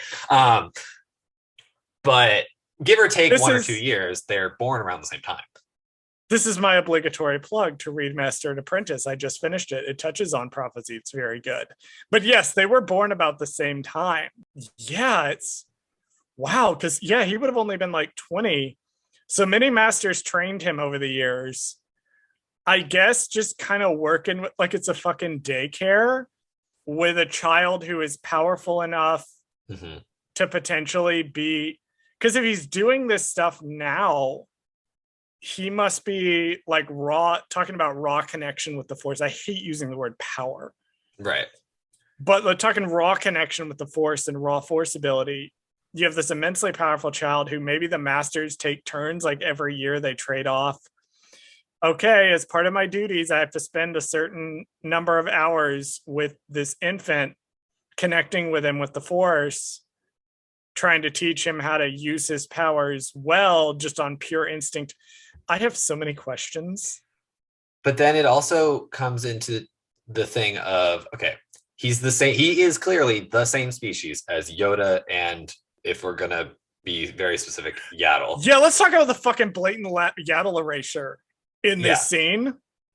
Like, what the fuck? She's the female Yoda, and she actually has hair, and y'all want to pretend she didn't happen. Like, so I'm wondering if Ahsoka, I know Ahsoka knew Yoda. She knew the other council members. Yaddle was right? not on the council by the time of Attack of the Clones, and Ahsoka was like 12 or 13. And it's So maybe she never met her. It's an order of 10,000 Jedi. She probably never met Yaddle. Okay. So that's fine. We can erase the female Yoda. That's fine. Whatever. That's okay. She's featured front and center in Lego Star Wars The Skywalker Saga. So right. But I want to note that like maybe only the Jedi Masters knew about Grogu. So like then he how was did kept a secret. Ahsoka know about her? How did Ahsoka know about him? She didn't. She only met him just now through the telepathy. You think that he communicated to her through telepathy what his backstory was? Yes. That's interesting, stated. and I'd never thought of it that way. Oh, I thought that was blatantly stated. Well, like the story that he I guess tells, because he conveys it with images, sort of force images that she says like he was this and this and he was taken from the temple. That's all just like feelings he's conveying, because after that she says it gets dark. So she's getting like flashes like an infant would remember. Right. Well, the dark part, where she says his memory comes dark is during the Clone Wars era, is what she's after saying. Order 66. So right. When the temple falls, right, somebody, we don't know who, takes him away from the temple. So someone successfully manages to escape the temple with Grogu. Are you ready for my theory? Who it is? Okay. You're gonna hate me for saying this. Mace Windu sneaks back into the temple. temple. Oh my fucking god! Oh my fucking god! Shut the fuck up about Mace Windu being alive. Mace Windu sneaks back into the temple because he remembers about Grogu. So after he falls from the building, he doesn't die. And he goes, I have to go save Yoda's kid because, he would kill me if he didn't save him. And then when Yoda comes back to the temple to fight Palpatine, he goes, oh, Grogu's not here. Thank God Mace Windu came back and saved him. Like, so that's kind of that's clearly what happened. We are sitting at already our longest episode ever. I don't care. This is important. So I'm not going to go into all of the reasons I hate the idea that Mace Windu survived. But you do bring up an interesting point as far as probably how Grogu survived. Right. Because if, like you said, Grogu might be something that's really only known about by Jedi Masters, that they didn't necessarily want to reveal it to everybody in the temple. So it was one of those Masters only secrets. That severely limits the number of people who would have known about Grogu. Exactly. Here is an interesting point, though, because who wasn't granted the rank of Master? Jocasta Nu. No, she was a Jedi Master. Oh, okay. Honestly, considering Jocasta Nu escaped the temple, I was thinking she could have been the one. It might have been her. That would make more sense. That got Grogu out. No, right. Anakin Skywalker was not a Master.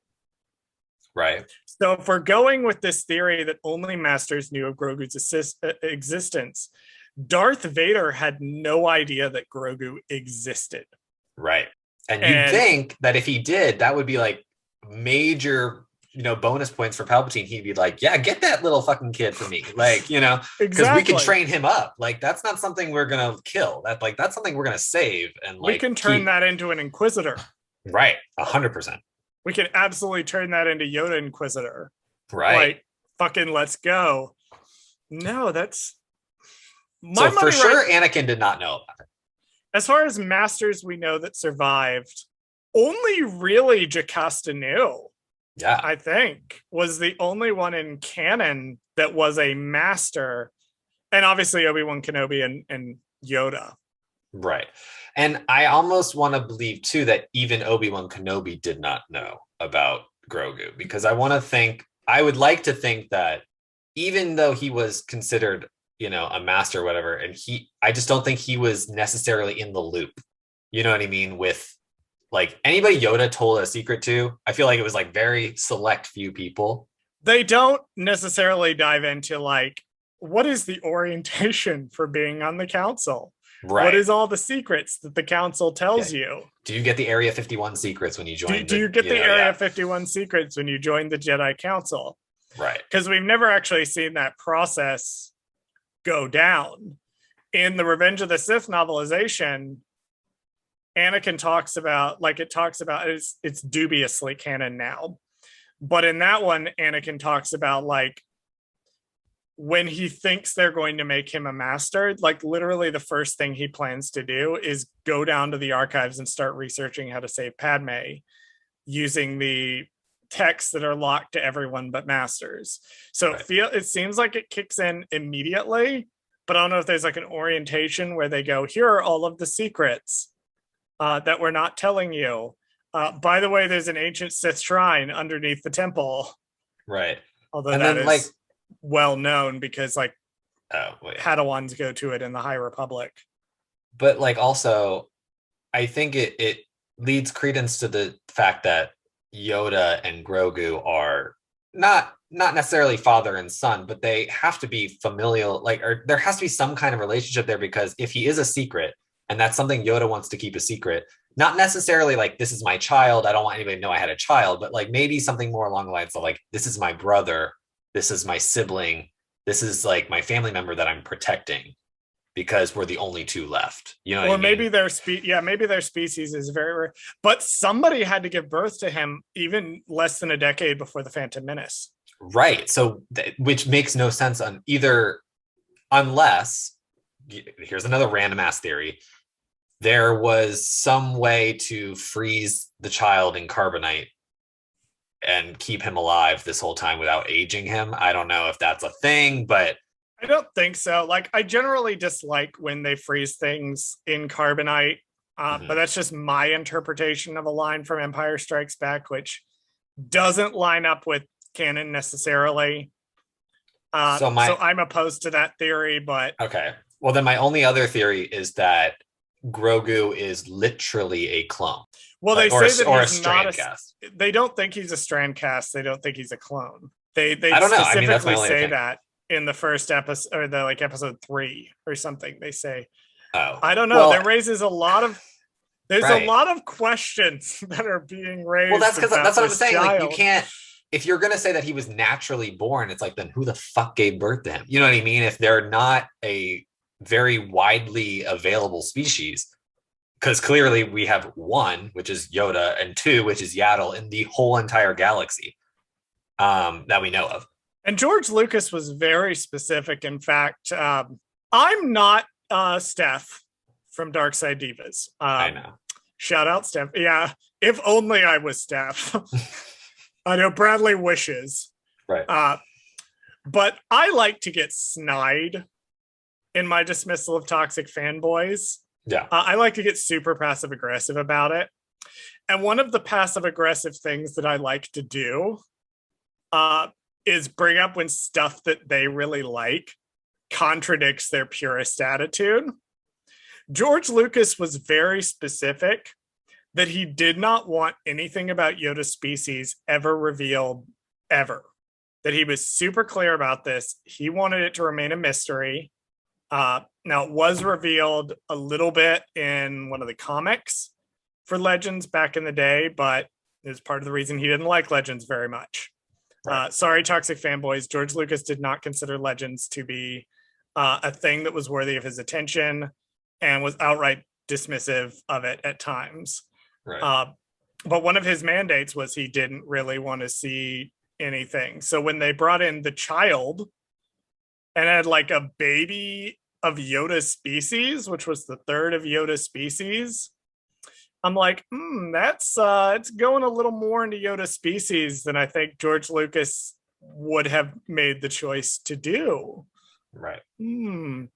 But so it remains a question now that they've made where does the child come from integral to the story of The Mandalorian. That raises the question of how much we're actually even going to learn about this species and how much they're going to stick by George Lucas's original mandate of, I don't want to see this. We want to leave it kind of mysterious. And I do hold on to the theory that the next season 3, is going to be the last season of The Mandalorian. And that's just my guess. I agree with you. Or at least under the umbrella of the name The Mandalorian. I think this is the last season of The Mandalorian, in quotations. So whether or not we'll continue with Grogu's story after season 3, I don't know. I don't believe so. Unless for some reason they decide to do some kind of connection with their sequel trilogy, which is, something to do with Rey or possibly Finn, and then integrating Grogu into their story to kind of merge the franchises, I'll call it, or merge the stuff together. They have said that this whole TV initiative is going to kind of delve into the origins of the First Order and tie the original trilogy more directly to the sequel trilogy. Tinfoil hatting for just a minute. There are rumors of a Finn show, and John Boyega, despite his criticism, has said that he's not opposed to returning as long as Kathleen Kennedy and maybe J.J. Abrams are involved. So it would be interesting if they were to do a post Rise of Skywalker Finn show and have some other Force sensitives be in it, and then we see Grogu after the events of Rise of Skywalker. That would be interesting to see in a potential Finn show post Rise of Skywalker. That would just be something that if they did that, it would be interesting to see. Right. Like him going around and finding other Force sensitives like himself, and maybe he finds Grogu at one point. Yeah, I don't know. We'll see. Yeah. They probably aren't going to do post TROS stuff for at least another 5 years. So right. Okay. One last note about this scene. Yeah. And then we'll move on. I did check. Den mentions the Empire is gone. I did check. This does take place after Aftermath Empire's End. Takes place about 3 to 4 years after the events of Empire's End, I think. So, but it definitely takes place after. So the Battle of Jakku has happened. Okay. The Empire is gone, or it should be gone. The First Order is forming in the unknown regions, and the only Empire that's left are the shitty rejects that Ray Sloan and Gallius Rax didn't want to take with them.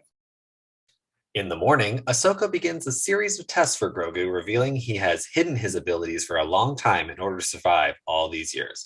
Ahsoka claims Grogu's strong attachment to Din makes it hard for her to train him. She feels that it is better to let his abilities fade away. Ahsoka explains she must head into the city and help the people. They then decide to work together to take down the magistrate. I low-key got obsessed with her bracers and went into a Googling hole to try to figure out if we'd seen them before. She always wears bracers. She always wears them on her forearms. But these are not the same ones that she uses in Clone Wars Season 7 and Rebels. Oh. They are different bracers. There's a random thing that I researched. I mean, yeah, that's fine. I like to mention the not direct reference, but we'll call it she alludes to Anakin Skywalker in this conversation.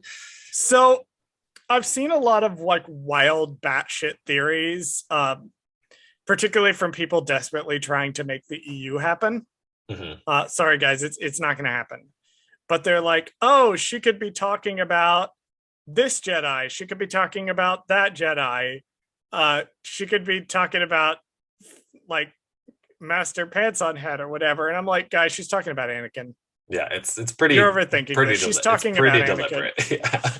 She's talking about Anakin, guys. She literally says, "I sense a lot of fear in Grogu." It's okay, who the fuck else would she be talking about? She literally echoes, and it's interesting because she has the same reasons for not training Grogu that Yoda has for not training Anakin. And we see her refuse to train him, a classically trained Jedi. And then Luke, later on, spoilers for the rest of the series, comes in and almost insists that Grogu be trained. Right. And it shows their difference in their, not their belief system, but the way that they feel that the Jedi should operate, or the classic training versus the classic training versus Luke's kind of unusual revisionist training. Right. Luke is trying, like, Luke is in this unfortunate position where he's at, and we'll talk about it more when we get to the final episode, where he has the responsibility of being a Jedi and being the only Jedi, but doesn't have the training necessarily, because he's trying to emulate the old Jedi Order without really knowing how the old Jedi Order operated. Right. And as we will see, this may be part of his disillusion come Rise of Skywalker, or not Rise of Skywalker, come Last Jedi, where he's like, the old Jedi Order and the way they did things fucked everything up for everybody. Where he gets this mentality into his head, partially could be that he was trying so hard to be them, and the actions he took to try to be them were a contributing factor in why his new Jedi Order fell apart. I don't know. There's a lot to look at with comparing it to Ahsoka and how she treats Grogu in this episode. Yeah, the whole scene is about the attachment issues. Yeah. And highlighting Grogu's attachment issues to Den and explaining, he doesn't want to give the rock up. That's the first big red flag. Mm-hmm. She's like, okay, send the rock back. He didn't want to give the rock up. One, he didn't want to listen to her. So how's she going to train him if he's not listening to her? He only listens to Den. But then that also highlights that he has more of an attachment to Den because he will actually listen to him. Throughout this little scene, Din is like very impatient. He doesn't have the patience that would be required of, say, like just a master to train him, right? So like, which he's not, obviously he can't train Grogu, but it's just interesting that he has no patience whatsoever. He's like, he holds out the rock or whatever, and he's like, take the rock. And then Grogu kind of like looks at him weird, and he's like, see, look, he can't do it. Like, I do find it really funny, Ahsoka's line about how Din's like, oh no, he doesn't understand what you're saying. And she's like, he does. Oh, he understands. Oh, he understands. He just doesn't want to do it. Right. Which is funny because that sheds a light on, let's jump back to all the other episodes. Whenever anybody has given Grogu a command, or Din, in matter of fact, been like, hey, don't eat those eggs. Hey, don't do that. He 100% knew exactly what Din was saying and refused to listen to him. He got upset because he was told no. Right.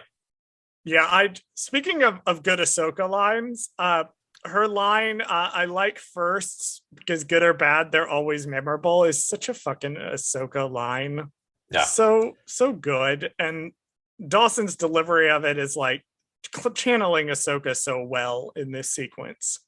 Well, I also like how we're getting, like, you can delineate the difference between Clone Wars Ahsoka and clearly, like, now I'm not going to say Jedi Master Ahsoka, but you know what I mean? Like, experienced Ahsoka, we'll call it, where she has this totally different viewpoint and lifestyle. Like, she has a different, like, view on the world when she's post leaving the Jedi versus before. And I like how her character has stayed consistent in that fact. We'll talk in the final sequence about her relationship with the word Jedi throughout this episode. But the point was raised all the way back in Rebels that, and it's now better to talk about that we have the duel. Mm-hmm. We have the duel, and we have Ronin, which I will be reading when it comes out. But so we have that as a point of reference because she is a Ronin in what she's drawing from, which is one of the reasons I love her so much. Right. Because a Ronin, in terms of Japan, Sengoku era Japan, and a little bit afterwards, a Ronin was a masterless samurai. So, put on my history nerd hat for a minute. Sorry, Aaron, you're not here. I have to do this part. So a Ronin was a masterless samurai. Traditionally, samurai would have, they would work for a local lord. They would be sworn to that particular lord. They would work for him. That was their whole deal. If they were not necessarily lords themselves, which I think in some cases they could be. I'm not necessarily a student of Japanese history. I think my boyfriend would probably be a better person to ask, or I should have asked my other friend about this before we recorded this episode. God damn it. Maybe I'll ask them later on to explain this to me. But the point is, a Ronin is a samurai without a master, and they sort of wander around. Now, the actual Ronin in history were mostly bandits, because samurai were not great guys. However, the Kurosawa films portrayed the Ronin more as these sort of wanderers that we see in the short The Duel in Visions, where they're wandering around, begrudgingly doing things, kind of the lone gunslinger. That translated to the lone gunslinger in Westerns. Ahsoka, when she leaves the Order, becomes more of a Ronin, as seen in the Kurosawa films, where she's kind of wandering around, doing good things, helping people out, generally being cool, but she's not beholden to anyone. So that's sort of how she's portrayed through these sequences and the relationship that she has. I have genuinely forgotten what led me into this tangent on what a Ronin is, but there we go. There you go. That's what she is. She's a Ronin. Gotcha. But it's also interesting that she's like still abiding by the Jedi way. Right. Especially in how she's echoing Yoda here. There's a lot to unpack with this sequence. Well, I think if you compare it to the Visions episode 2, I think the difference here, right, is that Ahsoka is an ex-Jedi versus in the in the Duel, it is, I don't know if it's implied or if it's just theorized that the Ronin is a ex-Sith person who is now kind of going on his own kind of journey of, I guess, redemption, we'll call it. Right. So that will be kind of further like the explored. opposite. Yeah, that'll be further explored in Ronin, which I've heard is very good, but I haven't, at time of recording, read it yet. Gotcha. Yeah, I saw that on Amazon the other day. There's like that bonus book that comes with that. Yeah, so they expanded the Duel out, and it's literally called Ronin. Nice. And we'll talk about, when we talk about Visions, how some of these Visions episodes theoretically could be longer form, either shows or books or whatever. I found it interesting. She said it was better to let his abilities fade, because a big deal is made so much about we have to train people because Luke makes the point, again, spoiler, Luke makes the point later on that he has to have training. It's necessary for him to have training. Whereas Ahsoka is like, oh, if he's not trained, his abilities are just going to fade away. And maybe that's better. I'm like, do abilities just fade away? What is happening here? Well, Luke, did you read a book? I think what they're implying, right? It's not necessarily that like your abilities will go away like indefinitely. Like, for example, like you lose your, I think it's just a sign that like you lose your connection with the Force, you lose the ability to like use telekinesis and all that bullshit.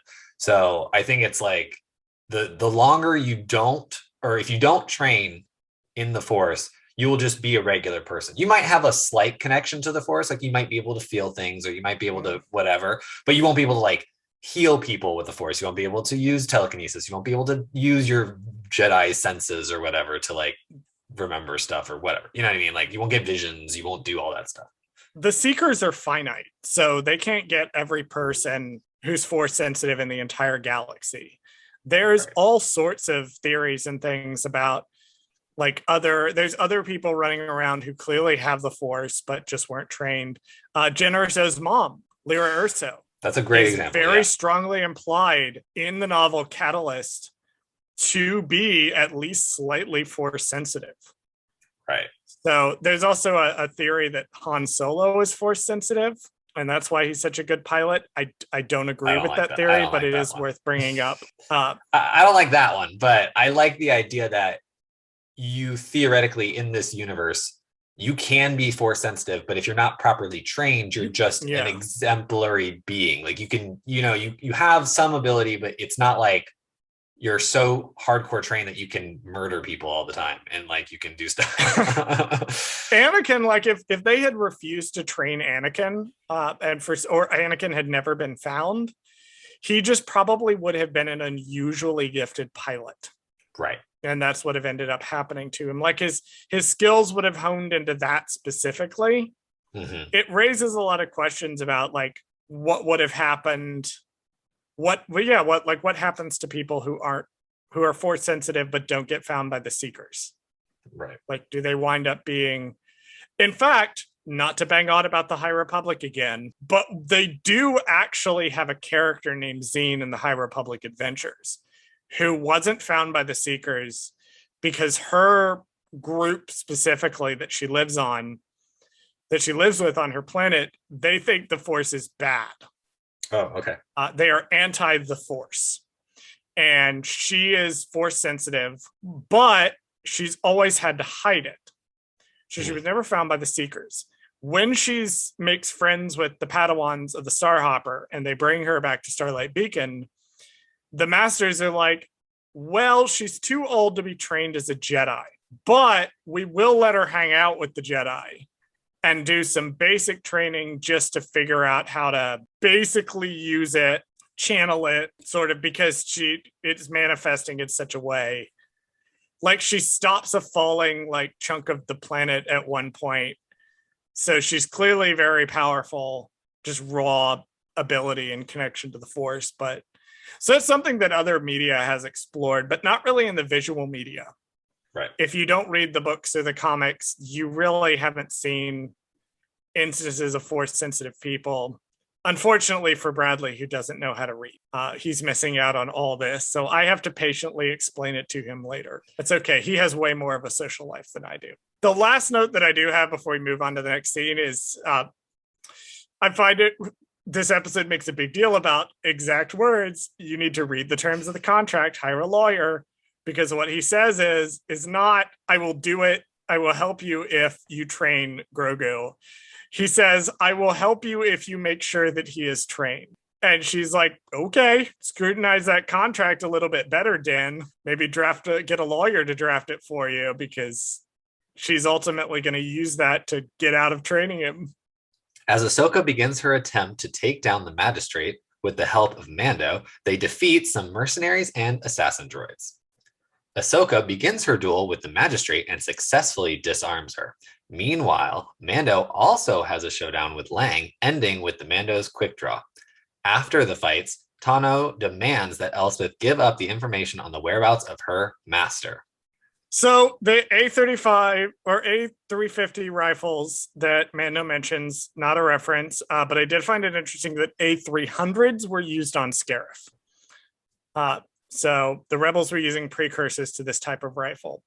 HK-47 or HK-87 droids, on the other hand, are a fucking hell of a reference that I'm sure even you probably caught. I'm going to explain it to you anyway. I was going to say, you're looking at me blankly like, I could go on and be like, yeah, I know exactly what it's from, but like, you're going to say it anyway, so you might as well I'm going to say it anyway.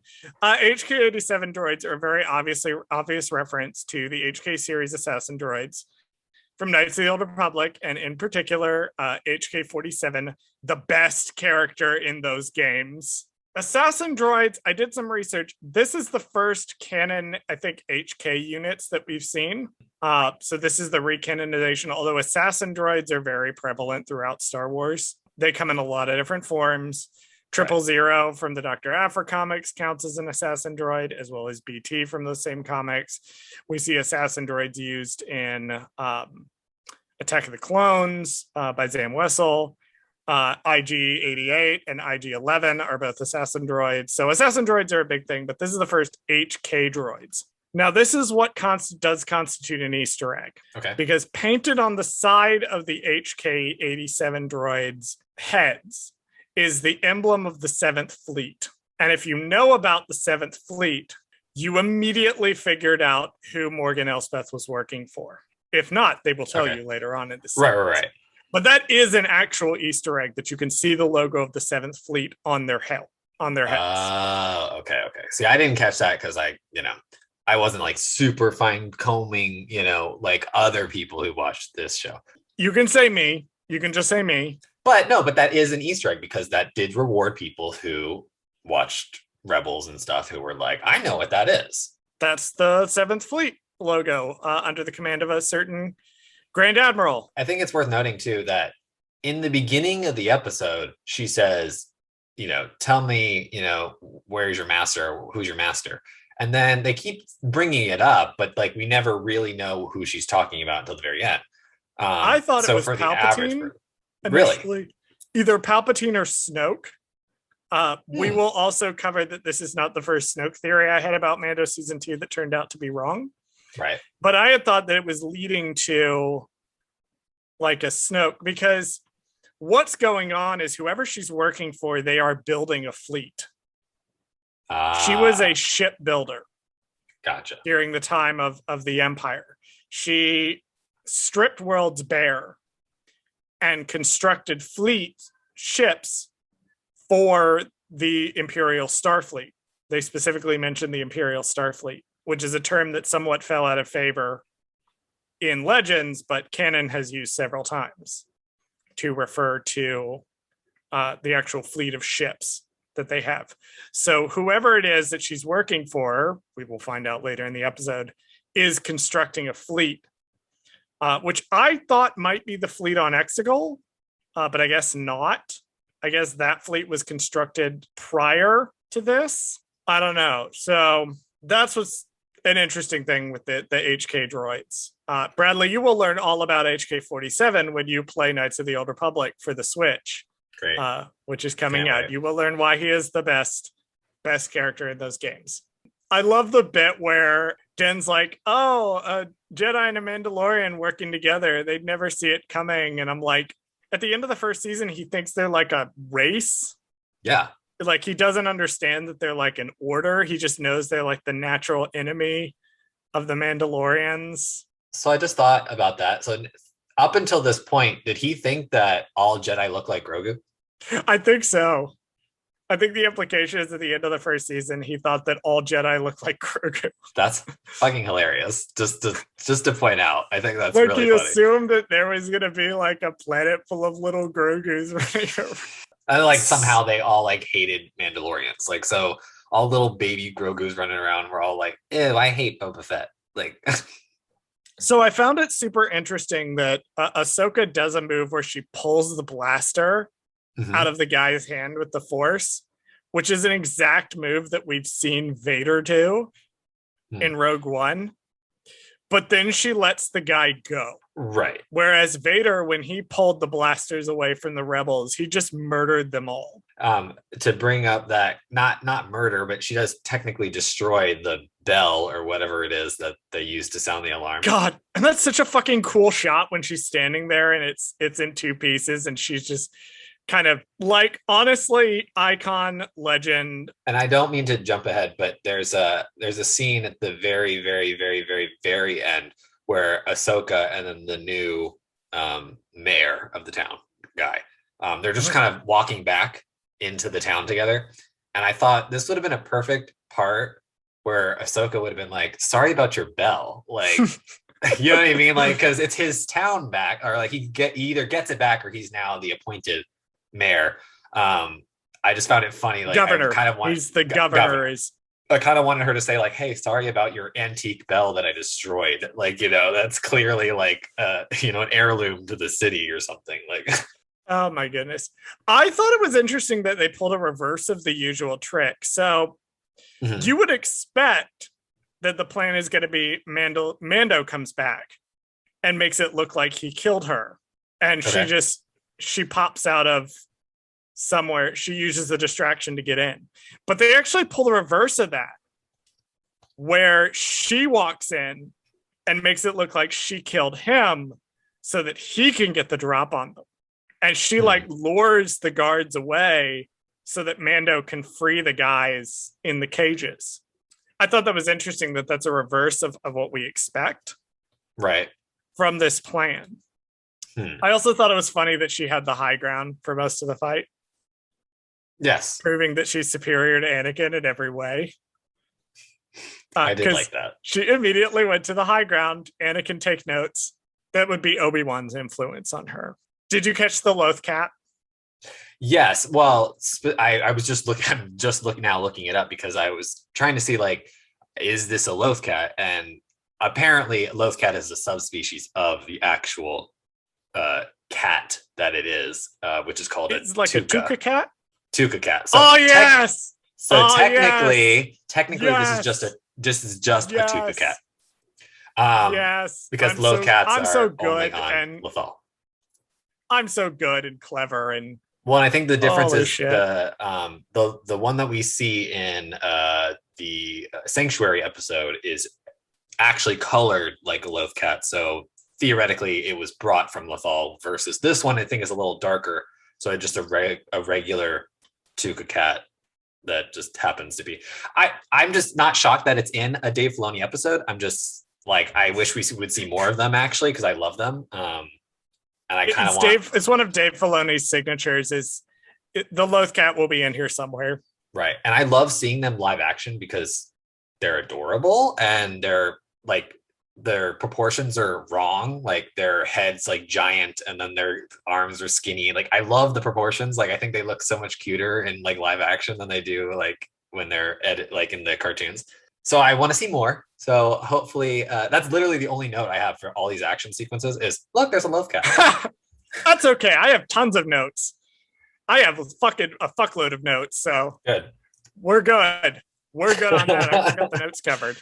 I want to talk about, I will say real fast that when I go to Galaxy's Edge in November, because I'm going to Galaxy's Edge for the first time in November, when I go, I will see if they have any stuffed Tuca cats.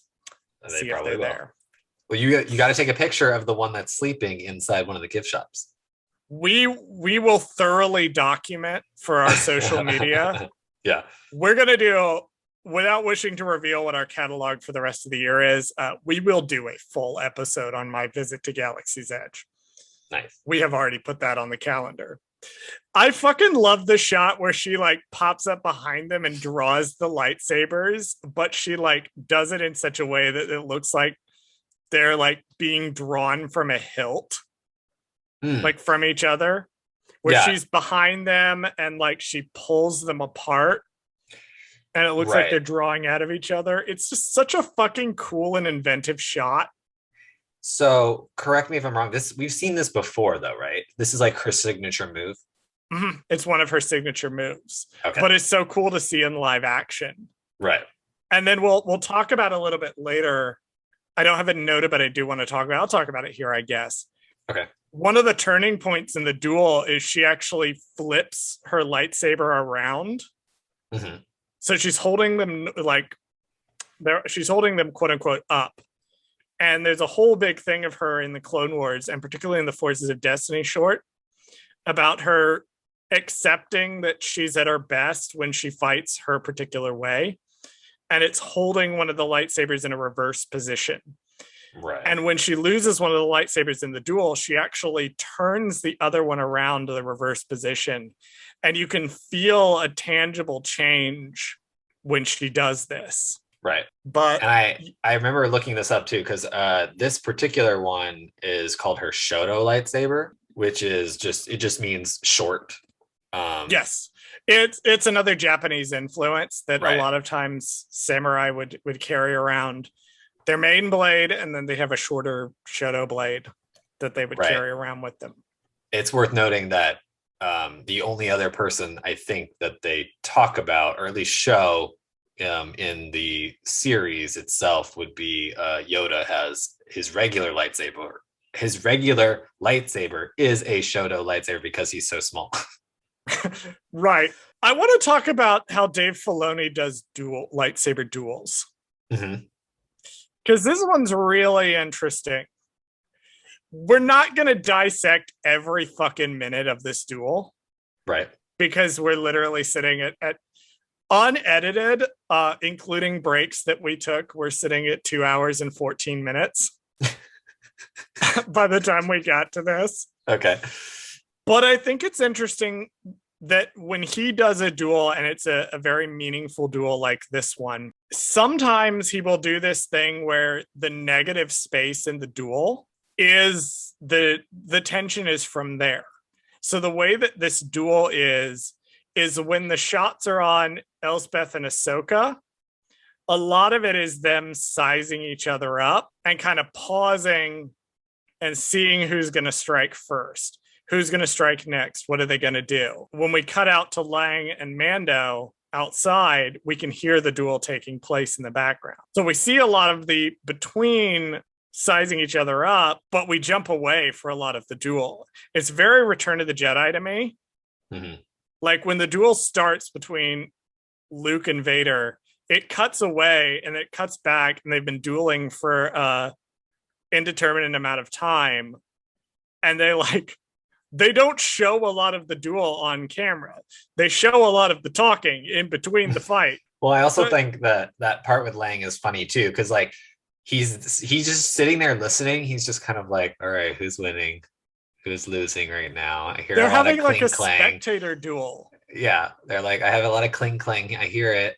Okay. Oh, sounds like she's getting the upper hand. Okay. And then you only know it's over when you quote unquote hear the Beskar spear drop on the ground. So he thinks that by that point that, oh, looks like your side won. So I'm just gonna quit. Like I love how Lang and Mando's duel, quote unquote duel, is intrinsically tied to the Ahsoka and Elspeth duel. Right. To where they're not necessarily fighting, they're having a standoff to see which side is gonna win. Mm-hmm. And the implication being that if Elspeth is won, Lang would have tried to shoot Mando immediately instead of trying to pull the fake out. So that's just it's an interesting sequence that they did where they're almost like having a spectator duel. Mm-hmm. They're fighting by watching. Right. I also know that Ahsoka basically won the second she got to the courtyard. Like the second she got there, I think Elspeth knew, like, okay, this is pretty much over at this point, because if she can get past all my assassin droids, my ex-military security officer guy, and then my, all the guards and stuff, and then still get to me, like, because at this point she thinks she's by herself. She doesn't know about Mando. So she's like, okay, shit, like, it's over. Like, I just need to defend myself as best I can, but like, I'm not gonna give up. But like at the same time, it's pretty much over. There's almost points where it seems like she's gonna get the upper hand, and then she just kind of doesn't. Right. Well, I think they do that by making the lightsaber go in the koi pond or whatever. Mm-hmm. There's that sequence. There's a bit where she kind of aggressively goes in with the Beskar spear, and it almost kind of feels like, and then Ahsoka counters, like pushes the dynamic of power back. Right. I found it interesting that the episode opens with Ahsoka in the forest, and the whole episode is her moving from the forest to the inside of the courtyard. But yeah, that's something. Let's jump ahead and talk about the revelation of who exactly Elspeth is working for, which if you recognize the 7th Fleet emblem and you know what Ahsoka was doing at the end of Rebels, you've kind of already put together, but she explicitly spells out that she is looking for Grand Admiral Thrawn. Now, the reason that I noted that this takes place after Aftermath is during the time of Aftermath, Ray Sloan is the only Grand Admiral. Okay. That she became Grand Admiral basically by default. There was no one else to take control of the fleet. So it begs the question of, where has Grand Admiral Thrawn been and what is he doing? So I have mixed feelings on this, because obviously, like, if we haven't already stated this before, like, this whole entire episode was a backdoor pilot for the Ahsoka show. Yes, it's another fucking backdoor pilot. So, but it was done the correct way, whereas the entire episode was focused on being a backdoor pilot versus a scene at the end of the episode, which, because when you get when you get a backdoor pilot traditionally in like a procedural show, what they'll do is they'll have the cast of the current show meet up with the cast of the new show that they're backdoor piloting, Right. and they will solve a case together. Right. And then they will go their separate ways, which is very much what happened in this episode. Exactly. The Mandalorian showed up. He teamed up with Ahsoka. They solved a case together, and then they went their separate ways. And so in that regards, I don't necessarily mind the name drop because they are trying to set up clearly some kind of plot for the Ahsoka show.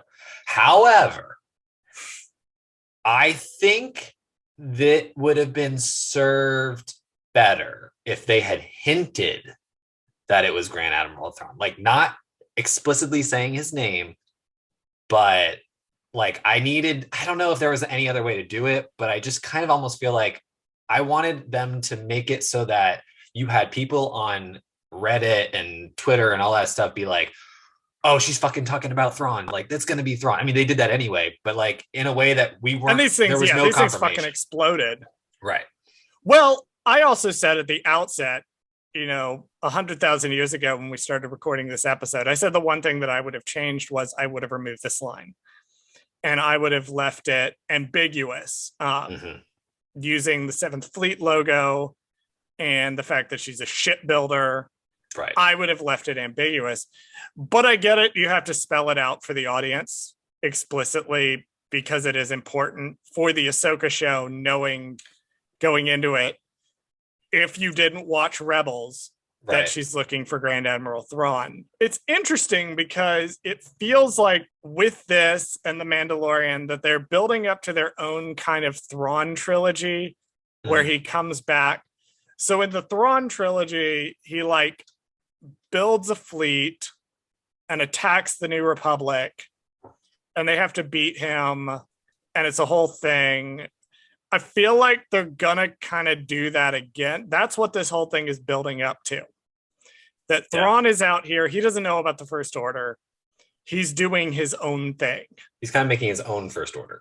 He's kind of making his own First Order. Like he does either doesn't know about the First Order, or he knows about the First Order and he thinks they're dumb, which is also a distinct possibility. Because one theory is that he might have gone back, found his way, him and Ezra might have found their way back to the Chiss Ascendancy. So it's possible he might have learned about the First Order. But I think they're setting him up as the big bad of this whole thing. Like it's going to culminate in something involving Mandalore, and he's going to be there. Maybe he's going to try to take Mandalore. Yeah, I don't know. I think it would also be good to like, because like, I do think they are kind of building up, especially with the, so if what we know is true, the Ahsoka show, I believe, is just a mini series. So it is just its own one season limited series. Limited series like at this point in time. That being said, that means they're only trying to tell one story. So whatever that one story is, which I believe is just a sequel to Rebels, right? Is just, let's finish out what we set to say at the end of Rebels. Let's finish that story. Really give it an ending, not just a ambiguous, like what happened to Ezra? What happened to Thrawn? Like, no, here's a flat, like, no, this is what happened to Thrawn. This is what happened to Ezra. That's what the Ahsoka show is going to do. Lead that into... Right. Yeah, lead that into the sequel trilogy. Right. And honestly, even leading into the sequel trilogy, once you have Thrawn and we tell that story with Thrawn, I do believe that they can now go backwards and do the Thrawn books and make that its own show. And you can do like a quote unquote younger Thrawn show. And then have, you just fucking want your Imperial Academy show so bad. I know. And it would be so good.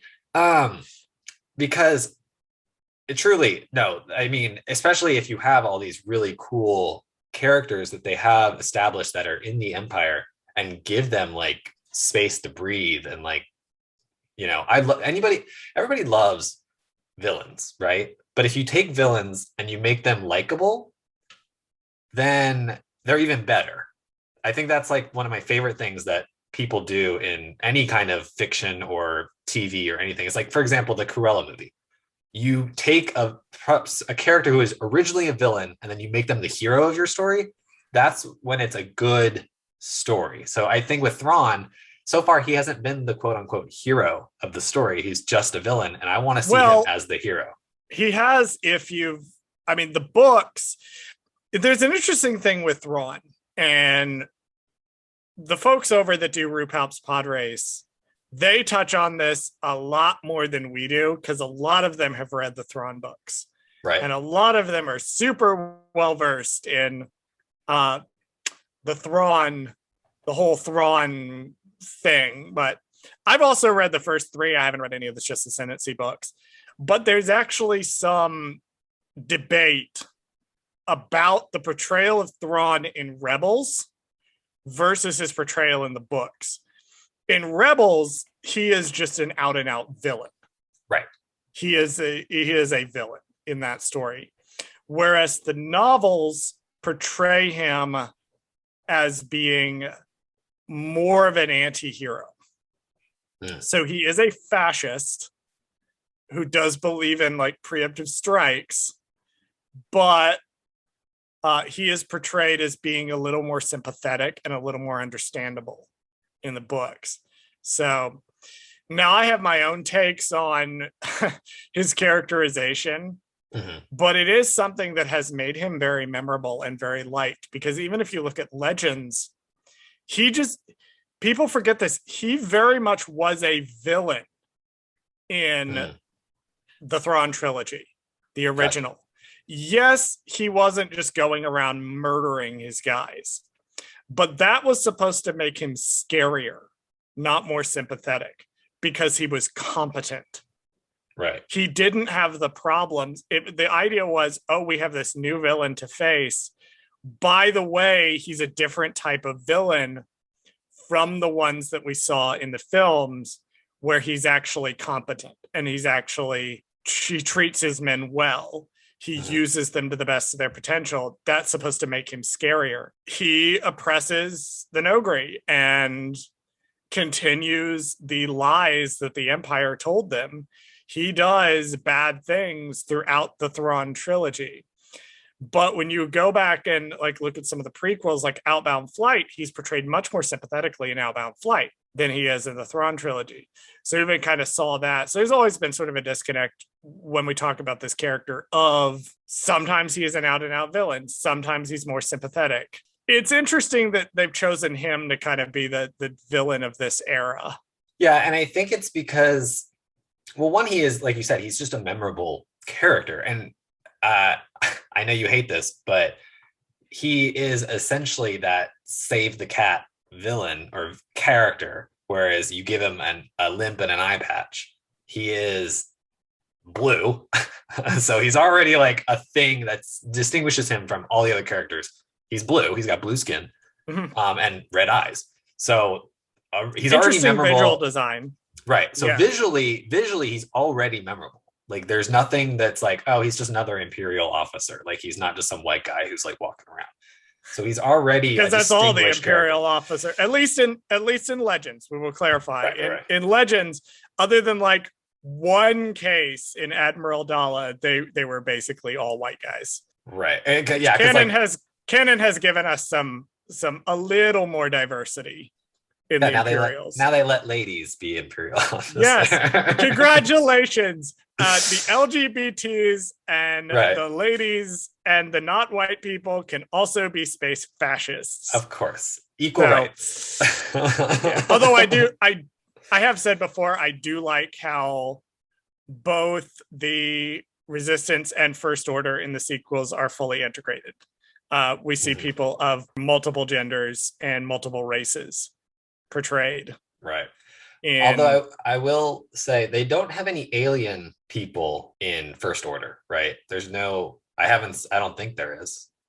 They're all human, to my knowledge. They're all human. Not to my knowledge. I think they're all human. I think they're continuing the Empire's speciesist. Right. Okay. Yeah, because as far as I know, in all of canon, Thrawn is the only non-human in the Empire, right?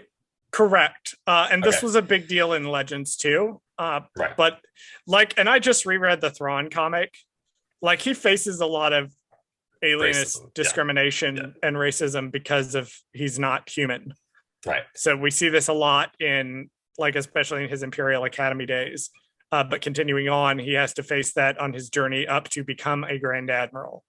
Which is, again, why I think an Imperial Academy show Oh would be my so God. fucking good, because you can address these issues of like racism and speciesism. Like, I don't know, it would just be so, and then relate it to modern, current topical stuff today, which would be so great. Um, anyway, moving on from Thrawn, Moving on from Thrawn. Yeah, that because we're gonna talk about him for another 45 minutes. Yeah, that blew up like the entire fucking universe I when was gonna say, it was a thing. if we thought that Bo-Katan name dropping Ahsoka Tano in her episode was going to blow up the internet, Ahsoka Tano name dropping blew the Thrawn. Fuck up.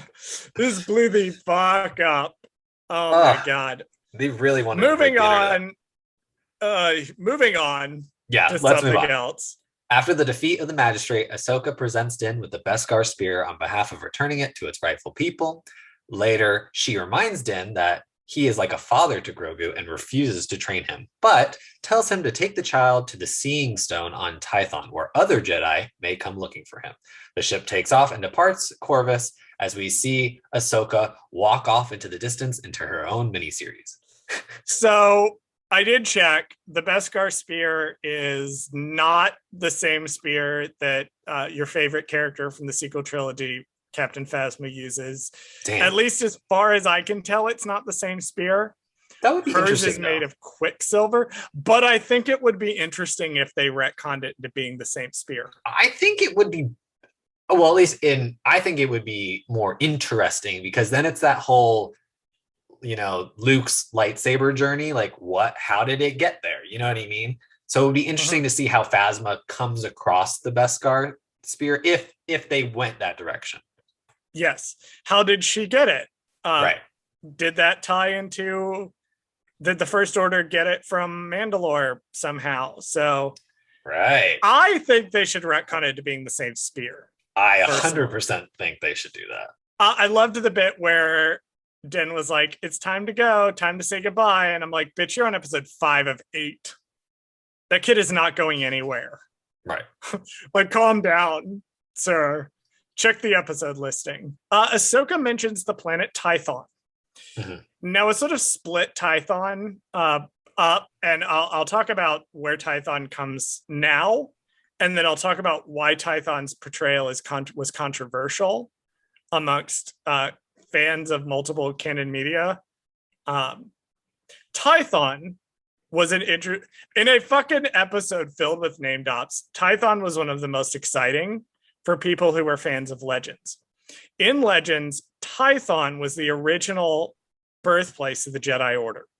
Oh. Now in canon, that's Octo, which is the island we see Luke on in the sequel trilogy. In canon, or in Legends, it was actually Tython. And in the video game Star Wars: The Old Republic, which I'm not currently playing because I'm currently mad at it, it instituted a battle pass system. I think that's fucking dumb and stupid. And I do not like being compelled to log into a game every day. Whatever. We're not going to do an episode on why I'm complaining about Star Wars: The Old Republic right now. But in the Star Wars: The Old Republic, the Jedi Temple has actually moved to Tython. So it is the actual planet that you start out on when you're playing a Jedi character. So steeped in a lot of Legends history. Its portrayal in The Mandalorian is slightly controversial, but we will get to why next week. Okay, cool. A little taste. Little taste of the future. So there's your history of Tython. It has ties to the Jedi as far back as Legends. Okay. I find it interesting, and I've teased several times about Ahsoka's relationship with the word Jedi throughout the episode.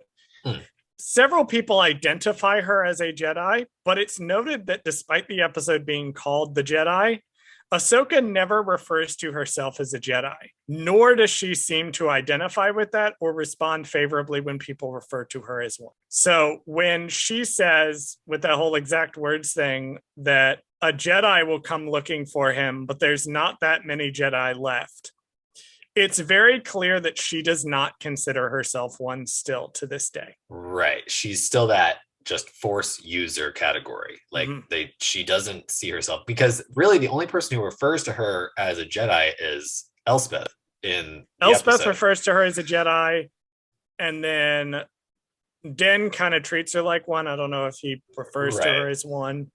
I don't think so, but it's Or he just interesting that assumes she is one. Yeah. she never identifies as such. Other people identify her as a Jedi, but she never identifies as such. Also, shout out to Ludwig Göransson's music.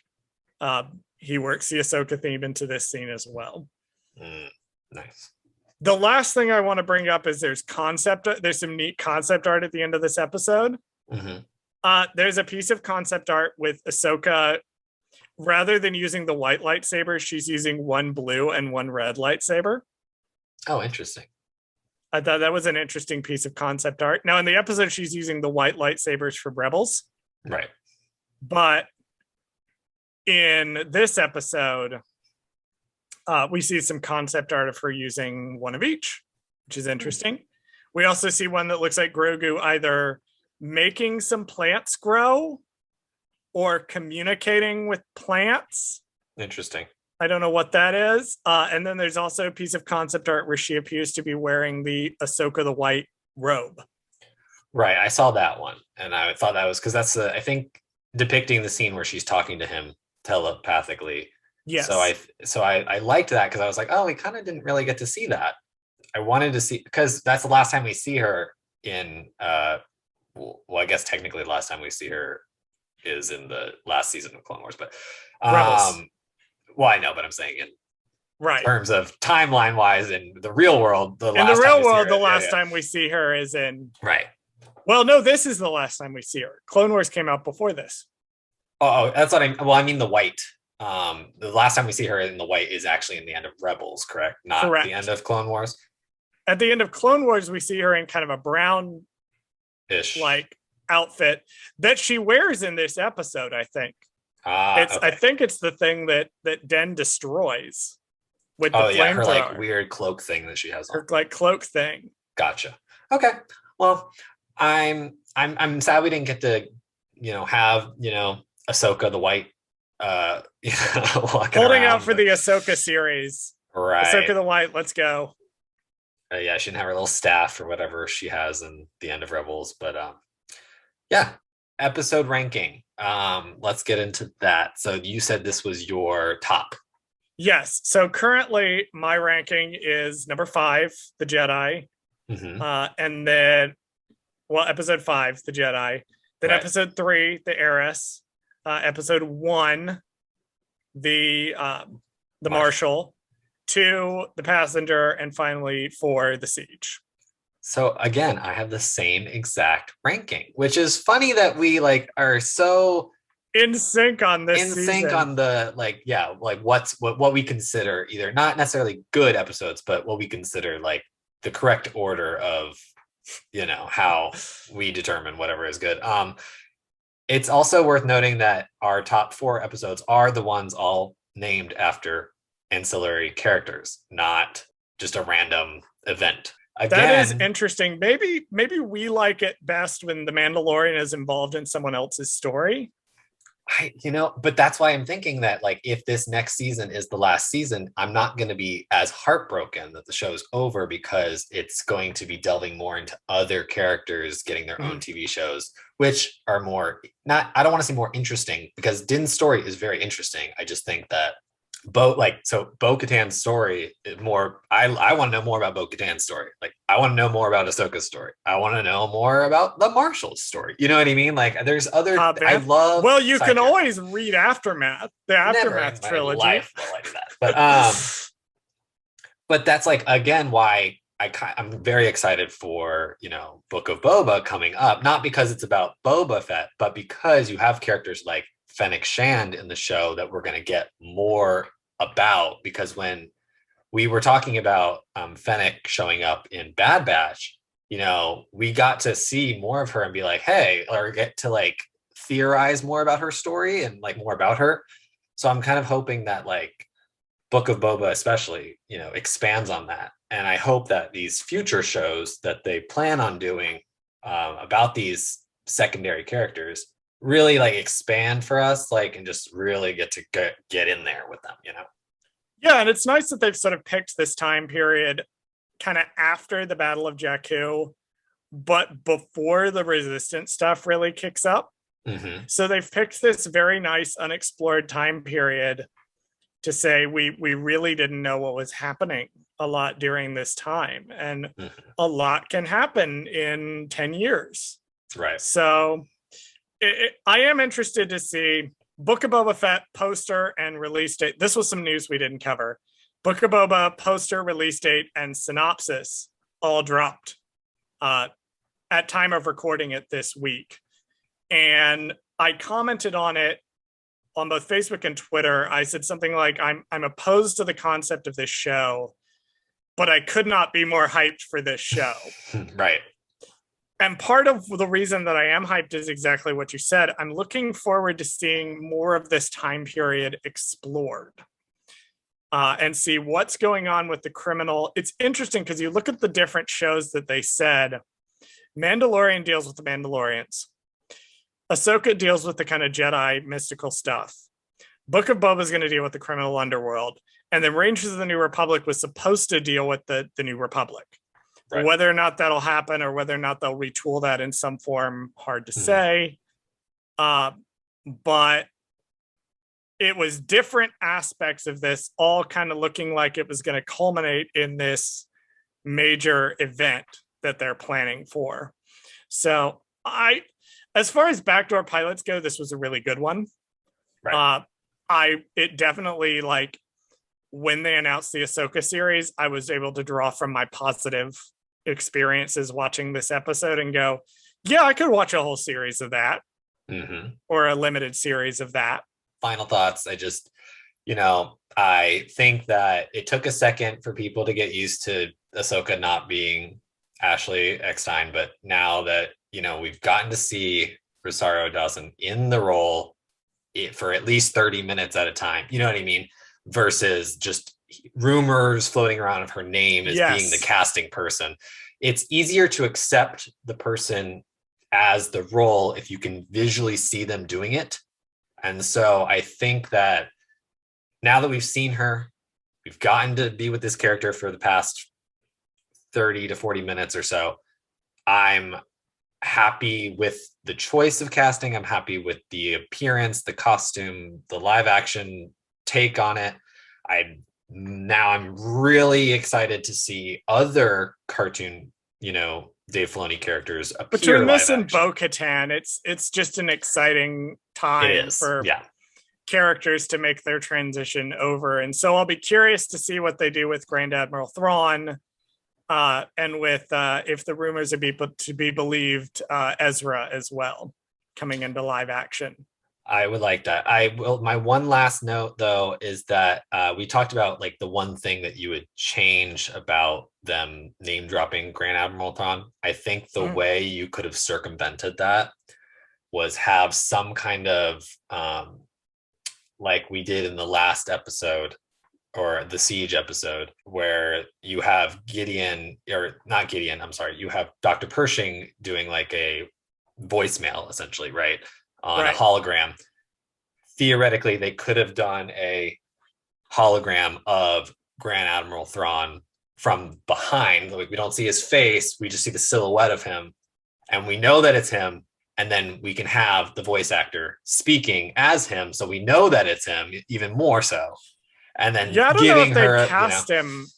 If rumors are to be believed, Lars Mikkelsen is going to be returning to the role, but I don't know I don't think they'd cast him at this point. That wouldn't really matter because you don't have to show his face. You would just do the voice, and then the voice you can kind of like be like, well, it was a hologram recording voice, so versus the live action, you know what I mean? Like, you can make that, like, if you want to be like really technical, be like, well, it wasn't him because it's not the same voice actor. Like, you know what I mean? Like, that would be my explanation for having it without saying his name, is what I would try to do. You can also there'll be a situation later on where I have a sneaking suspicion if they bring a certain character from the finale back, that he's going to be played by a different actor. Right. And we'll get into that when we do that last episode. We'll get into that when we get into that episode. Yeah. But I agree with you. I think that's exactly what they're going to do. But we'll see. So do you have anything else for this episode? I do not. Let's run the socials so that we can get out of here. All right, sounds good. Thank you for listening to Gold Squadron Gaze. Did we forget something? Email us at goldsquadrongays@gmail.com. You can follow us on Twitter at goldsquadgays, and you can follow us on Instagram and TikTok at goldsquadrongays. Subscribe to us on YouTube at Goldsquadrongays, where we post this podcast as well as exclusive video content. Please join us next week and every week for another episode of Gold Squadron Gaze.